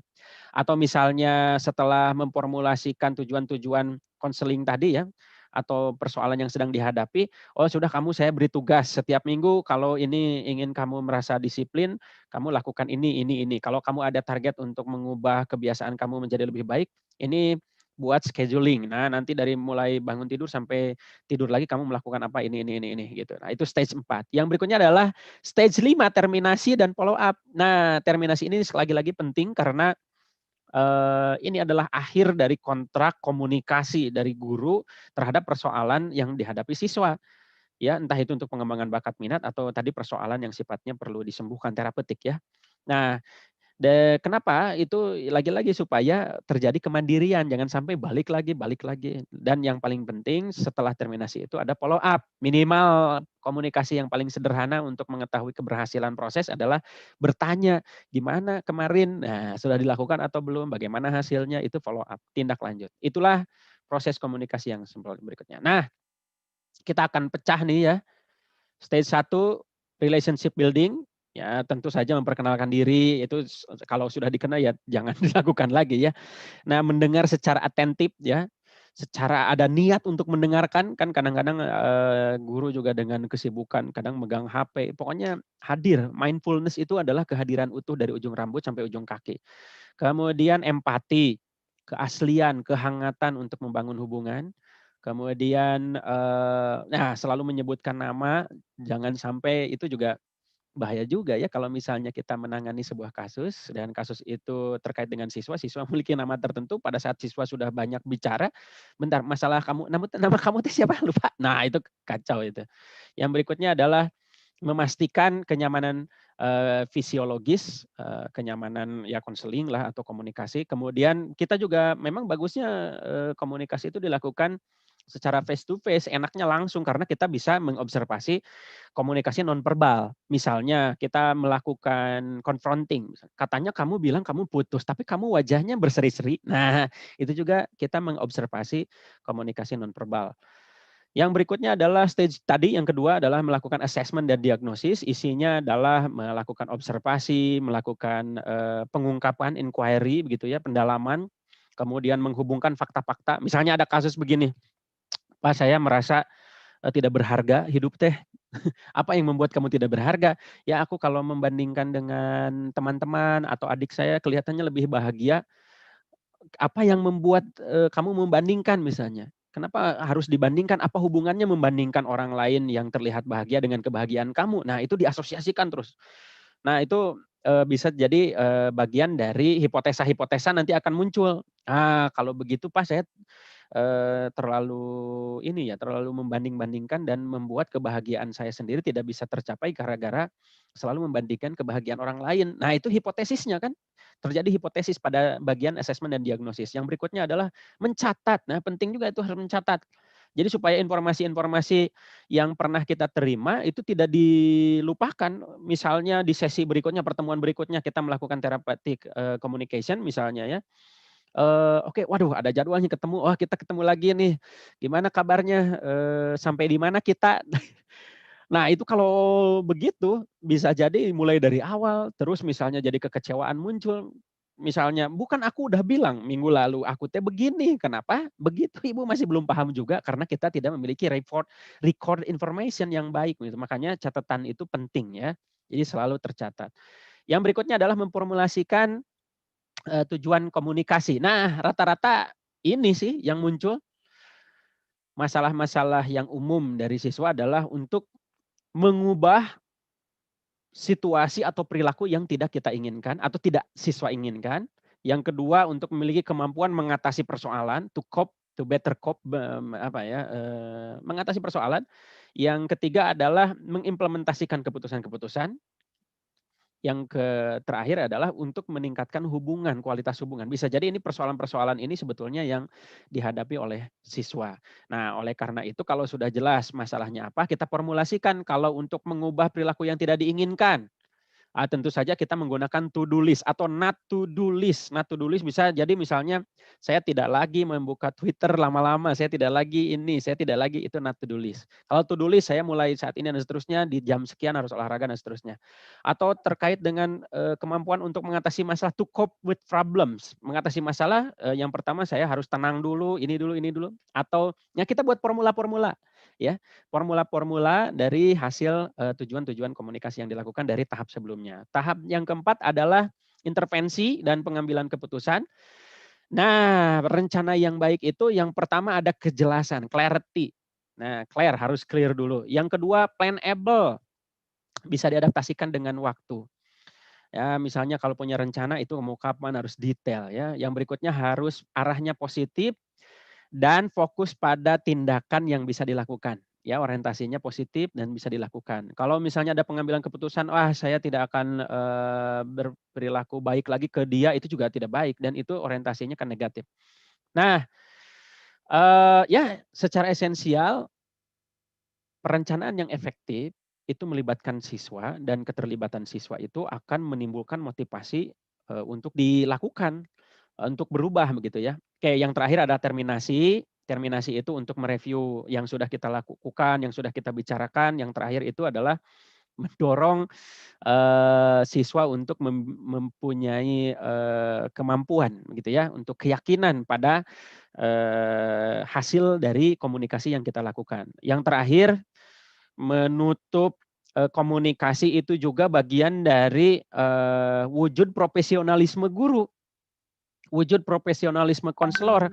Kalau yang kita lakukan itu sudah tidak berdampak apa-apa, sudah kita terminasi ya. Hubungannya diakhiri, mohon maaf, Ibu atau Bapak tidak bisa melanjutkan komunikasi kita untuk membantu kamu untuk menemukan ini untuk menyelesaikan persoalan ini, lebih baik Ibu atau Bapak referral deh. Kasih ke Edupotensia atau kasih ke Ransel atau kasih ke Edia Kausa ini untuk di apa namanya memperoleh perlakuan khusus lebih ini. Nah, makanya terminasi ini penting juga ya. Sangat helpful. Jangan sampai komunikasi yang kita lakukan malah jadi toksik ya. Malah jadi negatif bagi siswa kalau tidak dilakukan terminasi.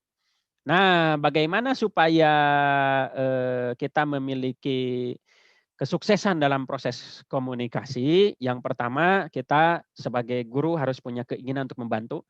Kalau ini disebut oleh Prof. Sunario, kalau menjadi guru itu, kalau jati dirinya sudah kuat, maka setiap guru memiliki misi. Nah, misinya adalah ini terkait dengan keinginan willingness ya, keinginan ikhlas, keinginan kuat untuk membantu siswa, ada motivasi yang lebih baik untuk membantu siswa selain karena mungkin dapat bayaran, dapat apa, janganlah ya. Yang arahnya ke sana. Yang berikutnya juga harus ada komitmen dan ada keyakinan. Nah, faith ini bisa jadi keyakinan, bisa jadi pelibatan Tuhan dalam proses komunikasi agar siswa yang kita ajak komunikasi, baik itu sifatnya terapeutik untuk penyembuhan atau untuk pengembangan ya minat bakat yang tadi, itu diawali dengan dikuatkan dengan faith, keyakinan. Nah, saya kira ini memang betul-betul pondasi ya bahwa komunikasi yang baik diawali dengan bagaimana kita memperlakukan diri kita secara ikhlas, termotivasi, komit pada komunikasi yang kita lakukan dan memiliki keyakinan ini. Keyakinan kesuksesan tentang komunikasi itu sendiri, keyakinan tentang teknik-teknik komunikasi yang kita lakukan, kemudian keyakinan bahwa tidak ada keberhasilan tanpa didampingi dengan doa keterlibatan Tuhan yang Maha Kuasa untuk menentukan keberhasilan dari komunikasi yang kita lakukan. Nah, saya kira itu yang bisa disampaikan pada kesempatan ini. Mudah-mudahan ketika ini kan saya melihat saya sendiri nih, ininya dikecilkan nih. Kemudian ini layarnya dibuat besar di slideshow. Nah, saya deg-degan nih. Mudah-mudahan ketika ini saya stop share, mudah-mudahan masih pada hidup. Karena ya sisanya nanti kalau ada diskusi atau misalnya apa yang mau bisa dipraktekkan ya kita lihat ya selanjutnya. Terima kasih. Gitu Teh Norma, saya akhiri. Mangga. Alhamdulillah nih, nggak kerasa nih Pak Ari. Masya Allah. Insya Allah masih pada standby juga. Ini sudah ada beberapa yang bergabung juga. Alhamdulillah sudah hadir semua nampaknya. Mangga rekan-rekan semuanya, apabila ada yang ingin ditanyakan atau kita diskusikan sama-sama di sini, insya Allah Pak Ari sudah siap nih. Sudah siap menjawab. Wah, ada Hmm, Kang Sidik juga itu lebih siap. Mungkin yang iya ya, nanti kita nampaknya. diskusi ya. Diskusi ke arah yang lain mangga aja insya Allah. Nah Ya, kebetulan ya, nih ya. Pak Ari di sini yang saya lihat memang ada beberapa yang sebagai mahasiswa bimbingan konseling juga, ada Oh, iya, dosen, iya. ada dosen juga dan ada beberapa yang profesi juga dengan saya. Ini saya Apa tuh jadi guru profesinya? BK, Oh, guru iya, BK iya, iya, iya, yang iya. eh, mudah-mudahan nggak nyasar ke sekolah dasar. Oh, Nah, enggak lah, jadi di sini butuh. enggak ya, Mm, insya Allah. Nah, jadi mm. banyak rekan-rekan saya di sini juga yang bergabung dari dunia anak-anak di guru-guru sekolah dasar dan insya Allah sebetulnya pada dasarnya memang tahapan bimbingan ini terutama untuk guru sekolah dasar itu sangat berkaitan erat begitu ya Pak Ari. Ya. Jadi bimbingan itu untuk semuanya. Nah, terutama di sekolah dasar itu memang hampir sebagian besar wali kelas itu punya kewajiban seperti guru BK juga begitu ya Pak Ari ya. Hmm, hmm, hmm, hmm. Gitu. Ya, ya, ya, Nah, ya. mangga teman-teman apabila ada yang bisa didiskusikan di sini kita sama-sama bahas. Yang baru bergabung juga mangga silahkan bisa melalui chat di Zoom ini langsung atau yang malu-malu muncul atau yang mau langsung bertanya, mangga silahkan di-on-kan saja suaranya, bisa langsung berinteraksi dengan Pak Ari di sini. Mangga, Saya ada Pak? awali ya. Mangga, Karena mangga. memang komunikasi ini kenapa diangkat bahasanya komunikasi karena itu yang sifatnya esensial semua orang melakukan. Betul, Bukan betul. hanya konselor misalnya dalam proses konseling tetapi juga sebetulnya sebagai guru apalagi diberikan posisi wali kelas yang apabila misalnya di SD sebetulnya permennya sudah ada ya, saya ingat di SD itu wajib sebetulnya ada konselor, permennya triple one tahun Ada ya? 2014 itu di pasal 9 pasal 10 wajib ada sebetulnya kan, tapi karena infrastrukturnya belum ya, misalnya supporting personelnya belum arah ke sana, maka dibebankan pada guru. Nah, di Oh, tagihan akreditasi SD itu guru harus melakukan layanan bimbingan konseling.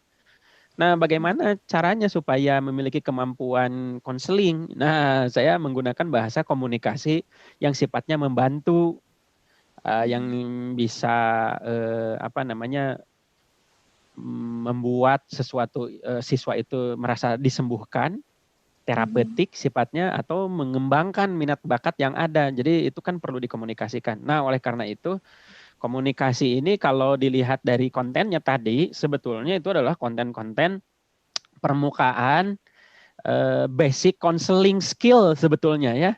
Kalau Norma dan teman-teman lihat dari yang saya presentasikan.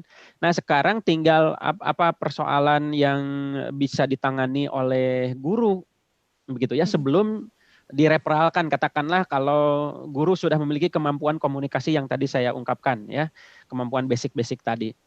Nah, tentu saja guru tidak akan terlalu merepotkan konselor kan, tidak akan misalnya guru SD wali kelas yang lain, kamu Norma aja, tidak akan begitu kan. Kalau memiliki betul. kemampuan ini langsung, oh iya saya ingat kalau misalnya menangani kasus seperti ini, saya harus melakukan attending dulu, welcome dulu, environment lingkungannya harus nyaman dulu, kitanya nyaman dulu, punya keinginan untuk berkomunikasi, kemudian melakukan diagnosis, melakukan perlakuan tertentu, misalnya oh ada direktif, oh ini anak ini harus didirektifkan, anak ini harus diberi kesempatan untuk mengekspresikan dirinya non direktif, anak ini mah harus campuran. Nah itu bisa bisa dilakukan oleh guru. Nah makanya Ya. ini bukan sebuah ilmu yang dipenjarakan bagi satu profesi, tapi menurut saya bisa di apa namanya dipelajari oleh siapapun gitu, termasuk para guru, calon guru yang di luar bimbingan dan konseling, apalagi kalau bimbingan konseling. Jadi nanti harapannya kalau guru sudah mentok dari yang keterampilan basic tadi bisa diserahkan ke guru BK, nanti aku udah anduk putih. Nah, kalau guru BK tidak sanggup mungkin nanti kan bisa referral lagi ke psikolog Psikolog tidak sanggup ke psikiater. Psikiater kan menggunakan farmakologi itu, kasih obat-obatan mulai. Psikiater tidak sanggup masukkan ke rumah sakit jiwa. Rumah sakit jiwa tidak sanggup, biasanya kan dilempar ke jalanan. Horor Ya ini itu udah mah. menyeramkan ini. Ya. Jadi komunikasi ini penting nanti, entah mungkin nanti bagaimana judulnya di apa namanya di kesempatan yang akan datang kalau ada kegiatan yang sama. Tapi keterampilan komunikasi ini tentu saja sangat penting bagi guru gitu ya. Sebagai dasar Terutama ya. dalam konteks pengembangan minat dan bakat yang sifatnya komunikasi developmental atau penyelesaian persoalan-persoalan yang umum yang yang terjadi di siswa. Jadi komunikasinya komunikasi yang bersifat terapeutik. Iya. Gitu. Apalagi kalau guru SD mungkin lebih banyak berkomunikasi dengan orang tua juga nih Pak Ari. Ya, Karena apalagi begitu ya. Iya. Apalagi ini di era pandemi sekarang ini, kayaknya guru-guru banyak menerima curhatan yang udah bosen di rumah nih. Iya, Ingin segera benar. masuk sekolah, betul. Nah, ini bisa digunakan cara-cara komunikasi yang tadi Pak Aris sampaikan juga. Bagaimana mungkin salah satunya cara menenangkan orang tua agar tidak merasa khawatir. Oh iya, Ya, ini betul. ada judul artikel jurnal tuh bagus. Family based counseling, family based school counseling. Jadi konseling sekolah tapi Oh, berbasis keluarga. rumah gitu ya, keluarga. Betul. Ya. Nah, caranya bagaimana? Cara yang pertama dilakukan adalah membangun pemahaman yang sama tentang tujuan pendidikan, tujuan belajar. Nah, di situ ada riset ternyata kalau melibatkan orang tua, kadang-kadang orang tua merasa dicampuri dicampuri kehidupan keluarganya kalau kita tiba-tiba datang, saya mau home visit, mau berkunjung Ya, atas dasar persoalan yang ada di sekolah, misalnya menemukan satu siswa bermasalah. Rumah kamu di mana? Orang tua kamu bekerja di mana? Aku mau datang, kata guru BK-nya teh. Datang ke rumahnya. Assalamualaikum, Pak, ini anak Bapak bermasalah. Barangkali Bapak bisa menyampaikan Bapak di rumah memperlakukan anak Bapak seperti apa. Nah, itu akan menimbulkan denial tentu saja ya. Mungkin saya cara menyampaikannya ekstrim, tetapi di jurnal itu saya baca ternyata nomor pertama atau situasi pertama yang diekspresikan orang tua ketika kita masuk ke dalam lingkungan keluarga untuk kepentingan anak, tetapi cara penyampaiannya salah, bisa jadi nomor satu denial, penolakan. Apa isi Bapak, Pak? Saya tidak senang Bapak ikut campur dalam kehidupan saya. Mau saya memperlakukan apa? Mau saya punya aktivitas apa? Gimana saya? Nah, itu kan ya, gitu jadi ya. resisten. Maka tahap awal, kenapa disebut family based school counseling, konseling sekolah berbasis keluarga. Jadi apalagi situasi sekarang, nanti tetap saja kita harus membangun pemahaman yang sama tentang tujuan pendidikan atau tujuan belajar. Kita datangi baik-baik orang tuanya dan kita sampaikan bahwa keberhasilan pendidikan atau keberhasilan belajar itu tidak bisa mengandalkan hanya dari pihak guru. Apalagi kalau kita ingat ini Pak Tridharma, ada peran orang tua di sana. Nah, kecuali ke orang tuanya yang negdreg. Gimana Bapak, kan saya sudah bayar mahal, Bapak SD-nya kan swasta misalnya kan, gimana ya harus ngedidik. Bukan begitu Pak maksudnya. Nah, kadang-kadang kalau kita tidak pandai tidak pandai bersilat lidah, ya terus terang saja ini kan bagian dari keterampilan bersilat lidah, bagaimana kita memilih diksi-diksi yang tepat supaya orang masih tetap merasa nyaman walaupun kita isi pembicaraannya, pesan-pesan komunikasi yang kita sampaikan adalah bersifat nasihat. Karena tidak mudah menyampaikan nasihat itu atau dengan teknik-teknik yang dibebaskan begitu ya. Gitu. Benar, itu memang harus menjadi perhatian khusus, dan salah satu saran saya adalah membangun kebersamaan pemahaman yang identik tentang tujuan belajar, tentang tujuan pendidikan. Banyak juga kasus contoh begini. Ada statement dari orang tua misalnya, wah Pak, malah saya yang sibuk ngerjain tugas-tugas anak saya. Betul. Pak guru itu mah ngasih tugas nggak pakai pikiran, walaupun pasti pemikir ya. Nah, itu juga perlu dikomunikasikan kan dengan orang tua. Ada orang tua saya identifikasi, ada orang-orang tua yang melindungi, dalam tanda kutip melindungi anaknya. dari label positif yang dimiliki oleh guru terhadap anaknya. Misalnya gini, sebelum pandemik anaknya itu bagus nih, positif di sekolah, memiliki nilai-nilai positif ya dari sisi pengetahuan, mungkin dari sikap. Nah, kemudian pandemik datang. Kemudian guru memberikan tugas diterima oleh orang tua melalui WhatsApp segala macam.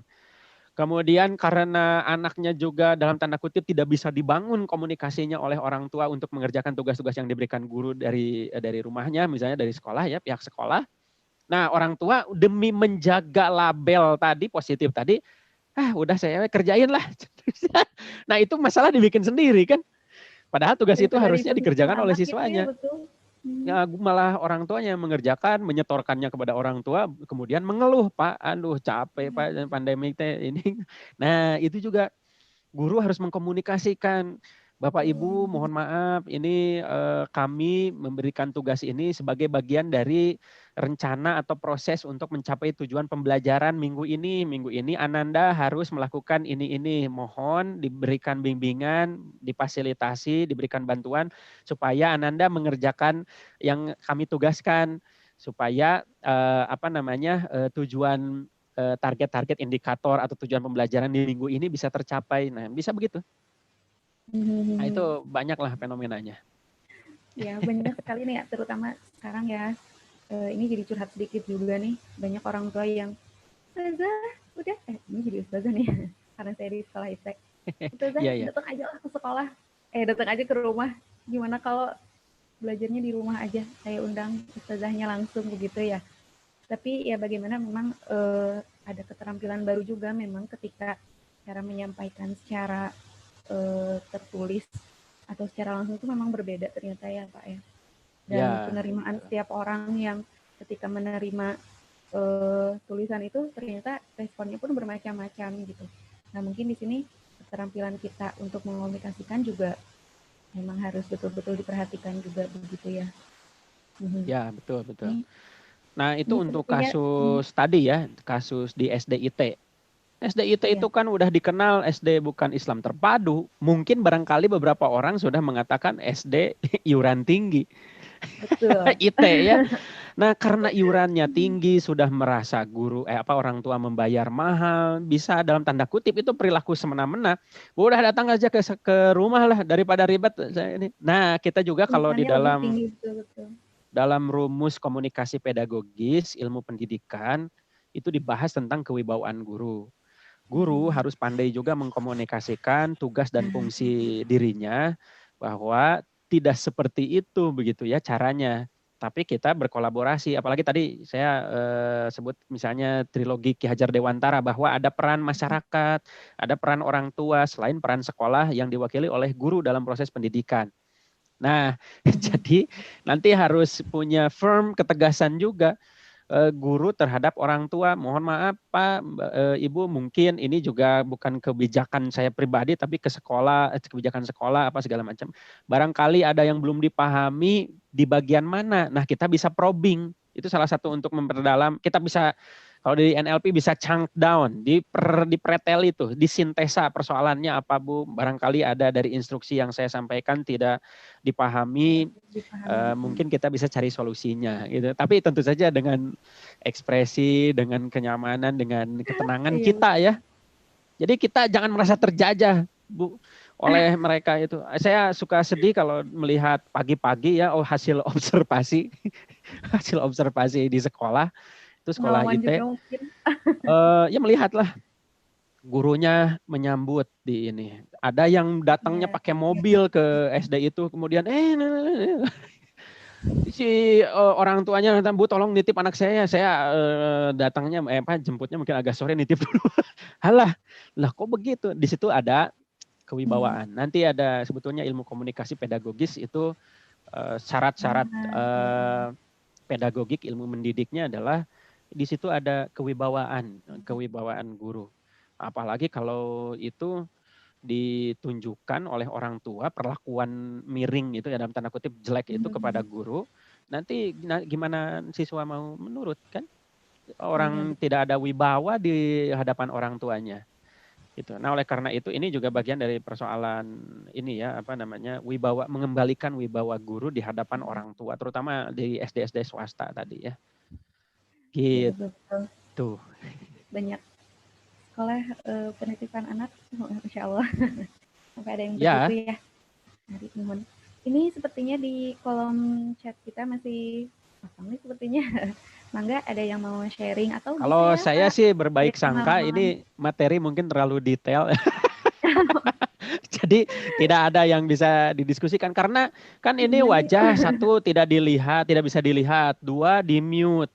Itu kan kalau di definisi mabal baru kata anak-anak yang suka mabal, ini adalah mabal yang baru gitu ya. Iya betul.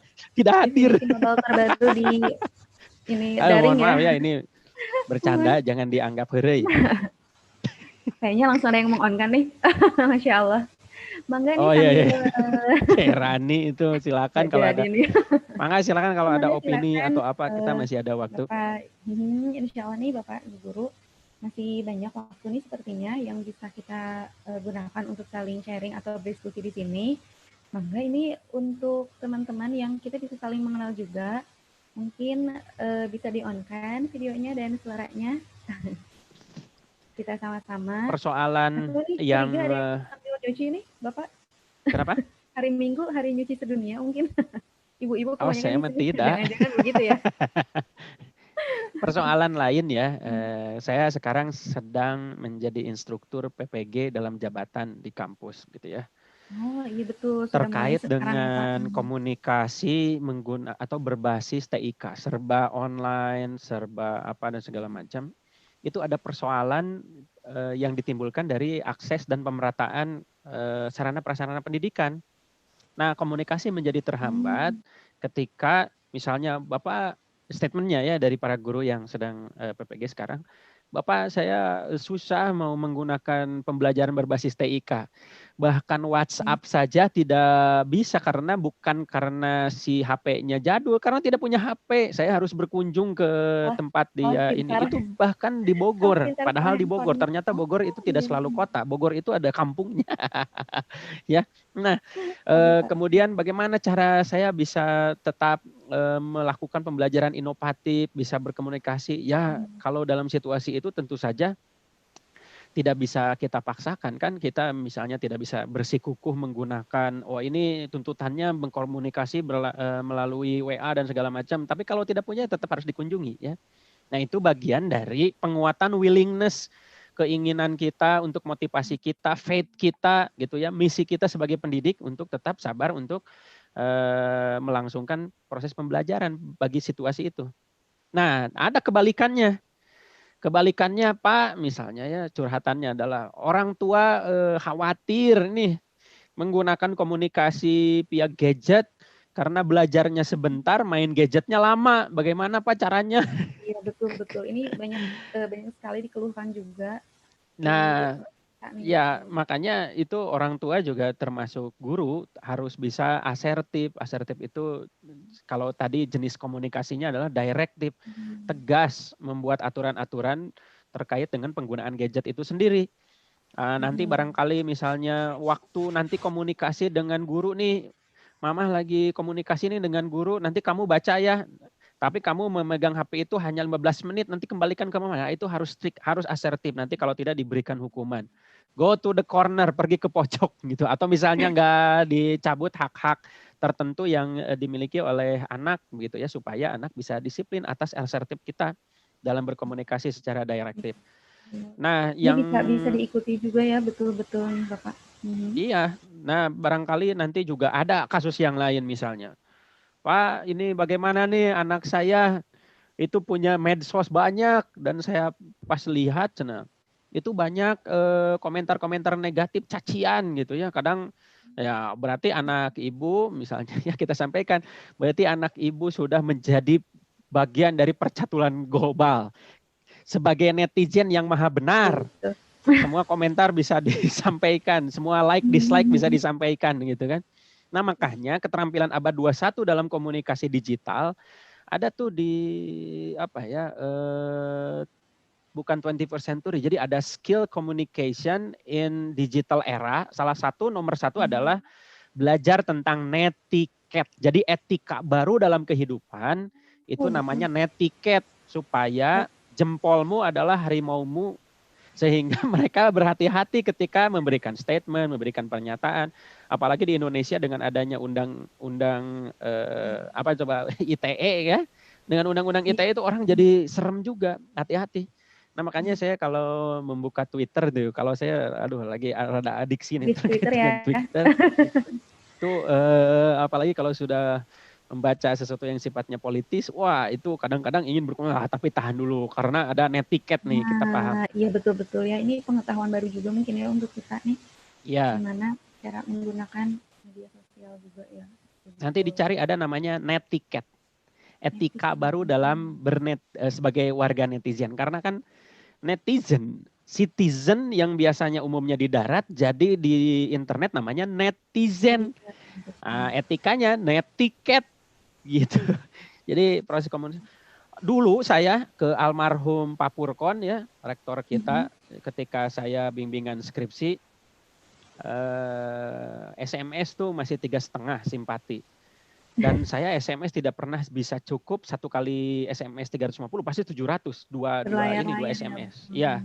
Saya sampaikan Assalamualaikum warahmatullahi wabarakatuh. Bapak nepangkeun abdi Ari Rahmat Riyadi Manawi dinten ieu abdi tiasa nepangan kinten-kinten tabuh sabaraha di kampus. Atur nuhun sate acana wassalamualaikum. Itu lebih itu karakternya dua itu sekali 700. Yang kedua dibalesnya itu lama. Dan kita tetap bersabar aja dibalas lama. Santai. Dan ketika misalnya saya itu nge-WA nge-SMS di kampus di kosan ya dulu, menunggu balasan lama, kemudian pulang nih ke Cililin. Pas sudah nyampe di Cililin dibalas oleh almarhum, saya ada di kantor LPPM sekarang. Nah, itu saya harus pontang-panting. Nggak bisa saya, Pak maaf begini ini, nggak bisa, saya harus datang. Nah ini adalah perbedaan 21st century communication. Ya kalau sekarang misalnya, kalau dulu saya datang ke departemen, atau ke jurusan ya dulu, untuk nanya nilai tidak pernah berani nanya, tapi saya nunggu aja nanti nilai itu dipajang di walaupun dulu itu aib besar ya, aib besar memajang nilai A, kita tahu siapa yang A, kita tahu siapa yang C, ada yang persoalan BL dulu ya belum lulus, kemudian tapi sekarang beda, ada tiba-tiba Assalamualaikum atau S, iya gitu ya, S, Pak, nilai belum keluar. Saya jarang, bahkan tidak pernah ngebalas yang begitu. Nah itu ada netiquette, etika komunikasi di dalam proses hubungan relasi antara pendidik dengan peserta didik itu juga tetap harus dijaga. Perlu diajak mengingat kembali tentang adab-adab bagaimana berkomunikasi, bahkan melalui media canggih-canggih seperti saat ini gitu. Iya, justru semakin canggihnya media sosial juga ini semakin banyak kesempatan orang-orang yang mungkin jadi lebih seenaknya juga ketika berkomunikasi begitu ya. Ini saya jadi teringatkan juga masa-masa kuliah. Iya, ketika bertanya, ya ini jadi termotivasi. Ketika bertanya ke dosen, bersedia di ruangan berapa, di ruangan yang mana, lantai berapa, nah itu sampai berlayar-layar juga begitu Pak Ari. Tampaknya memang sekarang kesadaran di situ, apalagi ini terutama orang tua siswa nih sekarang kita yang merasa komunikasi dengan ustazahnya, dengan guru-gurunya di sekolah, itu juga termasuk salah satunya begitu nih sekarang. Iya, nah makanya termasuk yang kurang mengerti juga. Basisnya sekarang perlu diingatkan lagi, betul. Al-adab qobla ilmu, adab sebelum ilmu. Jadi perilaku itu kemarin saya ini nggak tahu nih, kita curhat aja ya karena tidak ada persoalan, jadi saya harus ngebudah terus sama Bu Norma nih, Teh Norma nih. Kemarin ada kasus begini, saya sedang online seperti ini, ngajar gitu ya, sedang ngajar. Tiba-tiba saya lupa memasukkan charger ke laptop dan itu mati karena lagi di full screen kan tidak ketahuan itu baterai jumlahnya sebenarnya mati itu. Itu ada namanya, kalau sekarang ada PJ kelas yang berhubungan segala macam. Itu karena itu sore menjelang buka saum, mungkin saya lapar gitu ya. Kemudian saya kontak tuh, saya bilang mohon maaf koneksi saya terputus karena laptopnya mati. Checklist 2, read biru kan. Iya. Saya pada saat step berikutnya saya sampaikan lagi, barangkali ada link yang ini saya sudah menyalakan lagi. Sudah checklist 1. Saya kontak cari temannya, mohon maaf Bapak kelasnya sudah dibubarkan. Wah, udah langsung saya, mungkin karena emosional ini jangan juga ya. Saya langsung blok itu mahasiswa si PJ-nya itu, padahal dekat, kemudian orang organisasi saya blok. Yang kedua yang ngontak, yang kemudian dia stres mungkin ya, menghubungi, telepon terus. Kan saya pakai ini ya, ada aplikasi Get Kontak, jadi saya tahu ada nama-namanya yang muncul. Wah, ini anak ini gitu ya. Oke, ya udah saya blok juga. Akhirnya malam-malam kan, yang penting tidak lebih dari 3 hari saya sampaikan tentang adab belajar. Sampaikan. Itu penting sekali juga ya ternyata. Karena itu penting.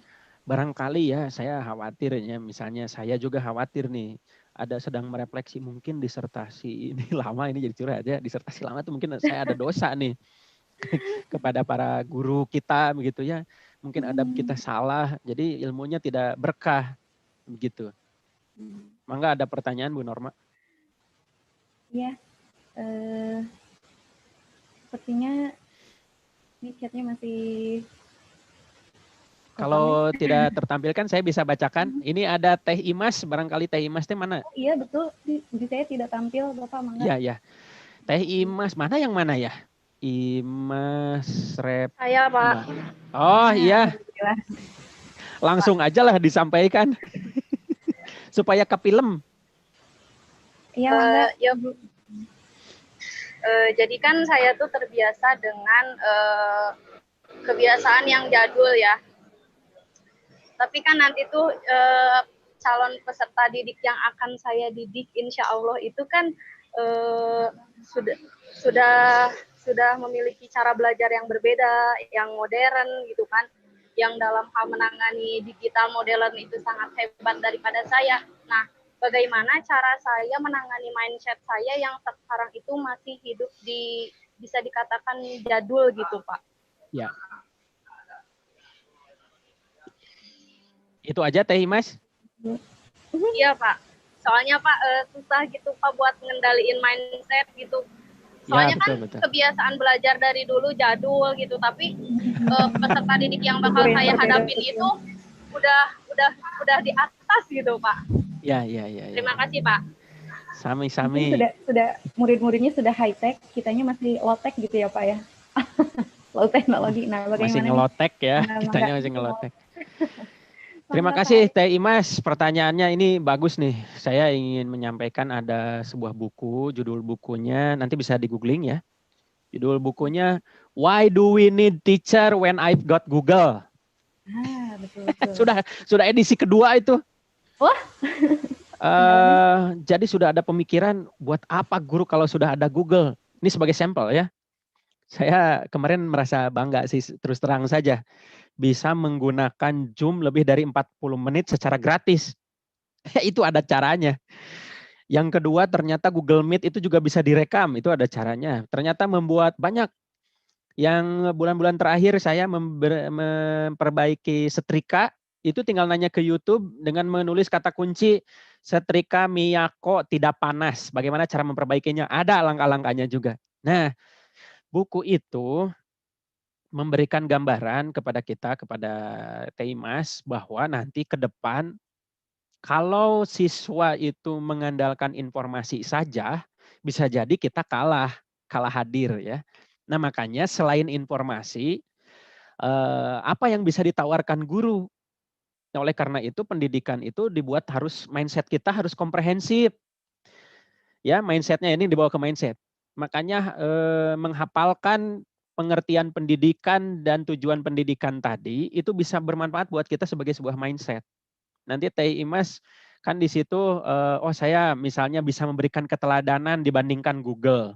Oh saya bisa diajak berbicara untuk berkomunikasi, untuk menyelesaikan persoalan sehari-hari siswa, mau curhat tentang siapa, mau curhat tentang kekesalan, Teh Imas bisa memfasilitasi itu. Itu bisa menjadi daya tawar bagi kehadiran kita sebagai pendidik. Tapi kalau misalnya kita hanya berlomba dengan informasi, wah kita kalah, sudah ada prediksinya buku itu. Ya. Nah, oleh karena itu gadget, kemudian keterampilan ICT, jangan sampai juga kita ketinggalan juga, tetap kita harus high tech ya. Jadi Teh Imas mungkin kalau ada apa namanya, platform-platform digital yang baru misalnya untuk melakukan apa namanya, evaluasi, assessment, penilaian, kita bisa menggunakan Quizizz, kita bisa gunakan Kahoot untuk memperoleh apa, untuk membuat kelas khusus, ada bisa kita gunakan Edmodo atau Google Classroom untuk jadi kita tetap semangat Teh Imas karena kita lomba nih. Aduh gawat nih kalau saya merasa begini ya, memprediksi nih, kampus nih, mahasiswa sudah mulai ada pembicaraan, aduh bayar mahal tapi kuliah online gitu ya. Satu, barangkali nanti akan ada pemikiran bahwa kita tidak perlu ruang kelas lagi untuk berinteraksi, begini aja kan. Nah, oleh karena itu bayar kuliah tidak perlu mahal. Satu, yang kedua mungkin jurusan-jurusan atau prodi yang sifatnya hanya teoretik, mungkin jarang yang bersifat teknik atau laboratorium gitu ya, bisa jadi ya tidak perlu ada kelas. Nanti universitas kelasnya adalah kelas-kelas online. Nah, oleh karena itu kita juga adaptif. Dosen-dosen UPI untuk semester sekarang seluruh perkuliahan kan online sampai akhir tahun, satu semester ini. Nah, kalau ini tidak dilakukan adaptif, nah kemarin beberapa kali ini di belakang saya sebetulnya green screen nih, ada layar hijau, kita benar-benar beli kain ke itu saya, gue beli kain. Nanti mau syuting nih, mau bikin. Jadi kita betul-betul jadi konten kreator bahkan sekarang. Jadi membuat channel-channel YouTube. Nah, saya kira Teh Imas ini nanti bisa juga membuat konten YouTube misalnya ya. Nanti belajar ke komunitas apa ya, yang belajar video animasi itu. Ada kan ya itu ya, untuk memvariasikan apa namanya, proses pembelajaran kita nanti ke depan untuk anak didik kita. Semangat Teh Imas. Masih banyak kita yang bisa ditawarkan, terutama mendidik itu secara komprehensif, bukan hanya pengetahuannya saja, tetapi pada sikap, pada keterampilan, dan kehadiran kita untuk menerima masalah-masalah yang bisa kita komunikasikan untuk diselesaikan dengan siswa.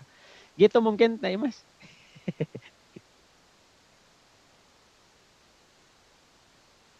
Ini sangat dituntut untuk lebih kreatif lagi juga di era ini ya. Ini saya juga jadi banyak belajar cara bagaimana menyampaikan materi melalui animasi. Begitu ya Kari, bagaimana menyesuaikan suara saya ketika di kelas dan menyampaikan melalui video juga ternyata itu ada keterampilan khusus yang harus kita pelajari juga ternyata ya. Jadi kalau saya sih hikmahnya, ini semoga bisa sharing juga dengan Kak Hina, ini kita belajar untuk berkreasi juga, jadi lebih kreatif juga nih di era pandemi ini. Begitu. Tadi Hapunten sempat nge-freeze tadi layar di saya, jadi sedikit agak terpotong tadi Pak Ari, Hapunten. Ya, Angga, selanjutnya mudah-mudahan ini pertanyaan Bu Imas ini jadi inspirasi juga untuk kita semua ya, tentu saja gitu, bagaimana jadi guru di era digital ini memang mengajarkan kita atau membawa kita juga untuk lebih terbuka dengan berbagai macam teknologi yang sekarang sedang berkembang. Gitu.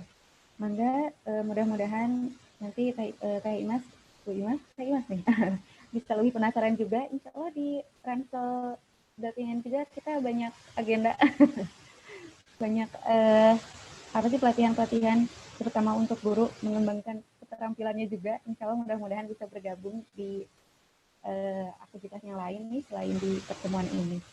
Begitu, Pak Ari, nampaknya kita punya waktu 7 menit lagi nih sepertinya. Silahkan apabila masih ada yang mau ditanyakan atau sharing di sini, atau boleh saya minta tolong screen-nya dihidupkan sambil menunggu pertanyaan yang lain. Rekan-rekan semua, ada sesi dokumentasi sebetulnya nih sebelum kita menutup.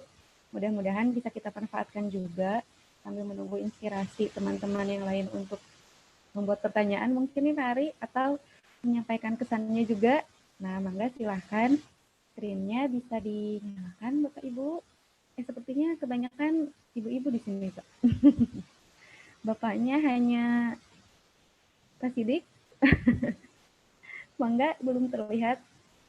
Nih sekalian reunian Kalau kayaknya Pak kita Sidik nih Pak lagi Ari. ngecek kartu nih, lagi ngecek kartu saya hari ini apa Pak Sidik? Kayaknya gitu nih kayaknya nih. Enggak kan Curiga enggak. nih. Wah, alhamdulillah bisa muncul nih. Mangga ini Bapak-bapak nih, ibu-ibu, alhamdulillah nih rekan-rekan saya sudah mulai terlihat nih wajahnya. Ayo, Kak Syari, Bu Mala. Nah, ini jauh-jauh nih. Bu Mala ini dari mana nih? Dari NTB apa ya? Saya jadi lupa. Dari Lombok. Ini jauh-jauh. Mangga bisa muncul dulu Bu Mala. Kalian kita reuninya di sini. Ini banyak yang sudah tidak asing ya Fahri ya wajahnya. Ya, ini bukan makhluk asing lagi semuanya. Alhamdulillah. Bisa silaturahim juga dengan yang lain. Mangga kita lanjut ke dokumentasi saja mungkin ya. Minta tolong Ya, nih boleh. Di belakang layar ada Pak Irfan yang akan mendokumentasikan kita. Oh iya, bagian ICT ya. Bagian ICT ya hari ini. Mangga siap-siap ayah bunda nih, kebiasaan nih jadi ayah bunda nih. Rekan-rekan semuanya bisa apa nih, mungkin Pak Ari bisa memandu pose kita.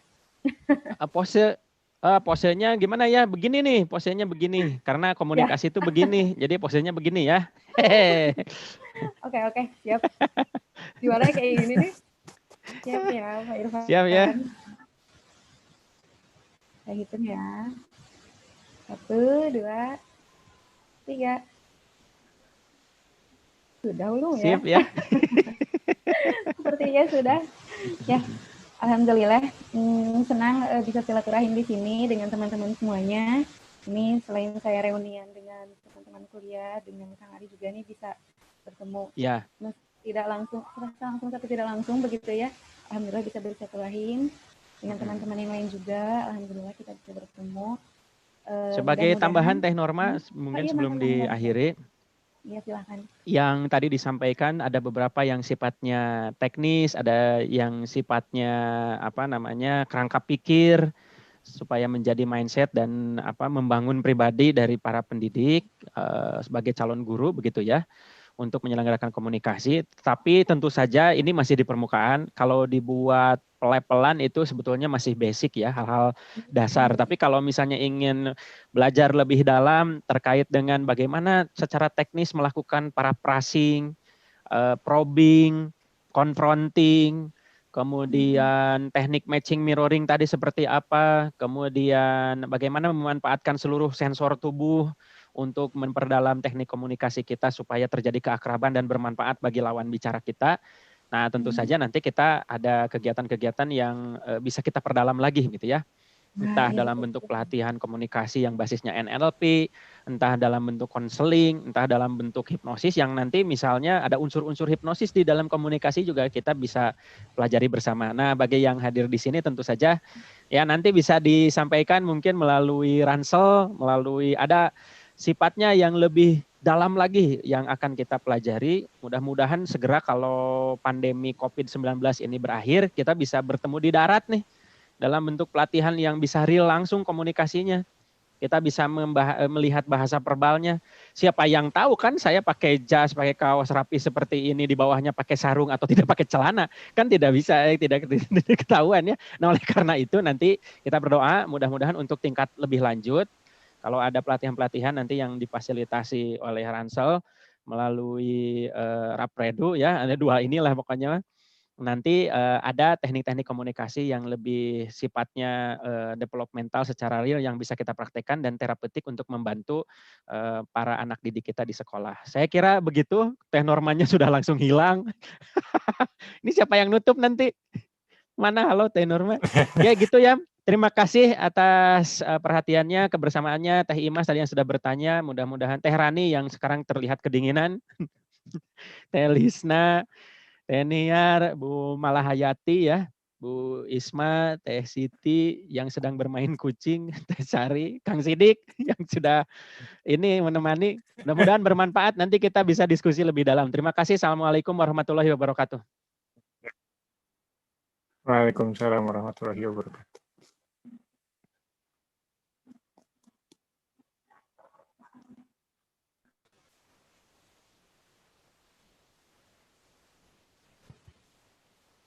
Halo. Sudah ditutup ya oleh Kang Ari. Aduh, Kang Ari punten tadi ini Gak laptopnya apa-apa, tiba-tiba tadi nge-freeze tambahan tadi. aja. Silakan diserahkan. Teh Norma harus bertanggung Oh jawab iya gitu menutup. ya. Ya. Apapun tadi ini layarnya tiba-tiba nge-freeze, jadi agak kaget juga barusan.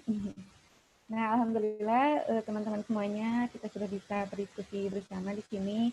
Ini terus terang membuka wawasan kembali nih teman-teman semua. Semoga pandemi ini tidak menjadikan kita guru yang malah asik ya sekarang nggak ketemu siswa atau bagaimana gitu ya. Semoga jadi lebih kreatif juga dan skill kita dalam berkomunikasi mudah-mudahan bisa menjadi manfaat untuk kita semuanya. Nah begitu, terima kasih Pak Ari, semoga kita bisa bersilaturahim lagi, terutama bagi yang hari ini masih akan bergabung dengan webinar selanjutnya mengenai hipnosis for teaching. Nanti bisa bergabung kembali pada pukul 1 bersama Bapak Yusef. Begitu Pak Inten, begitu teman-teman semuanya, kita akhiri saja dengan mengucapkan hamdalah bersama-sama. Alhamdulillahirrahmanirrahim. Alhamdulillahirrahmanirrahim. Oke, semuanya izin pamit ya. Mangga Pak Ya. Ari, selamat melanjutkan aktivitasnya. Nah, begitu teman-teman. Mangga kita akhiri juga pertemuan kita, karena ini sudah lebih dari jam 11 sepertinya, lebih 1 menit. Sampai berjumpa kembali di sesi selanjutnya di pukul 1. Demikian, Assalamualaikum warahmatullahi wabarakatuh.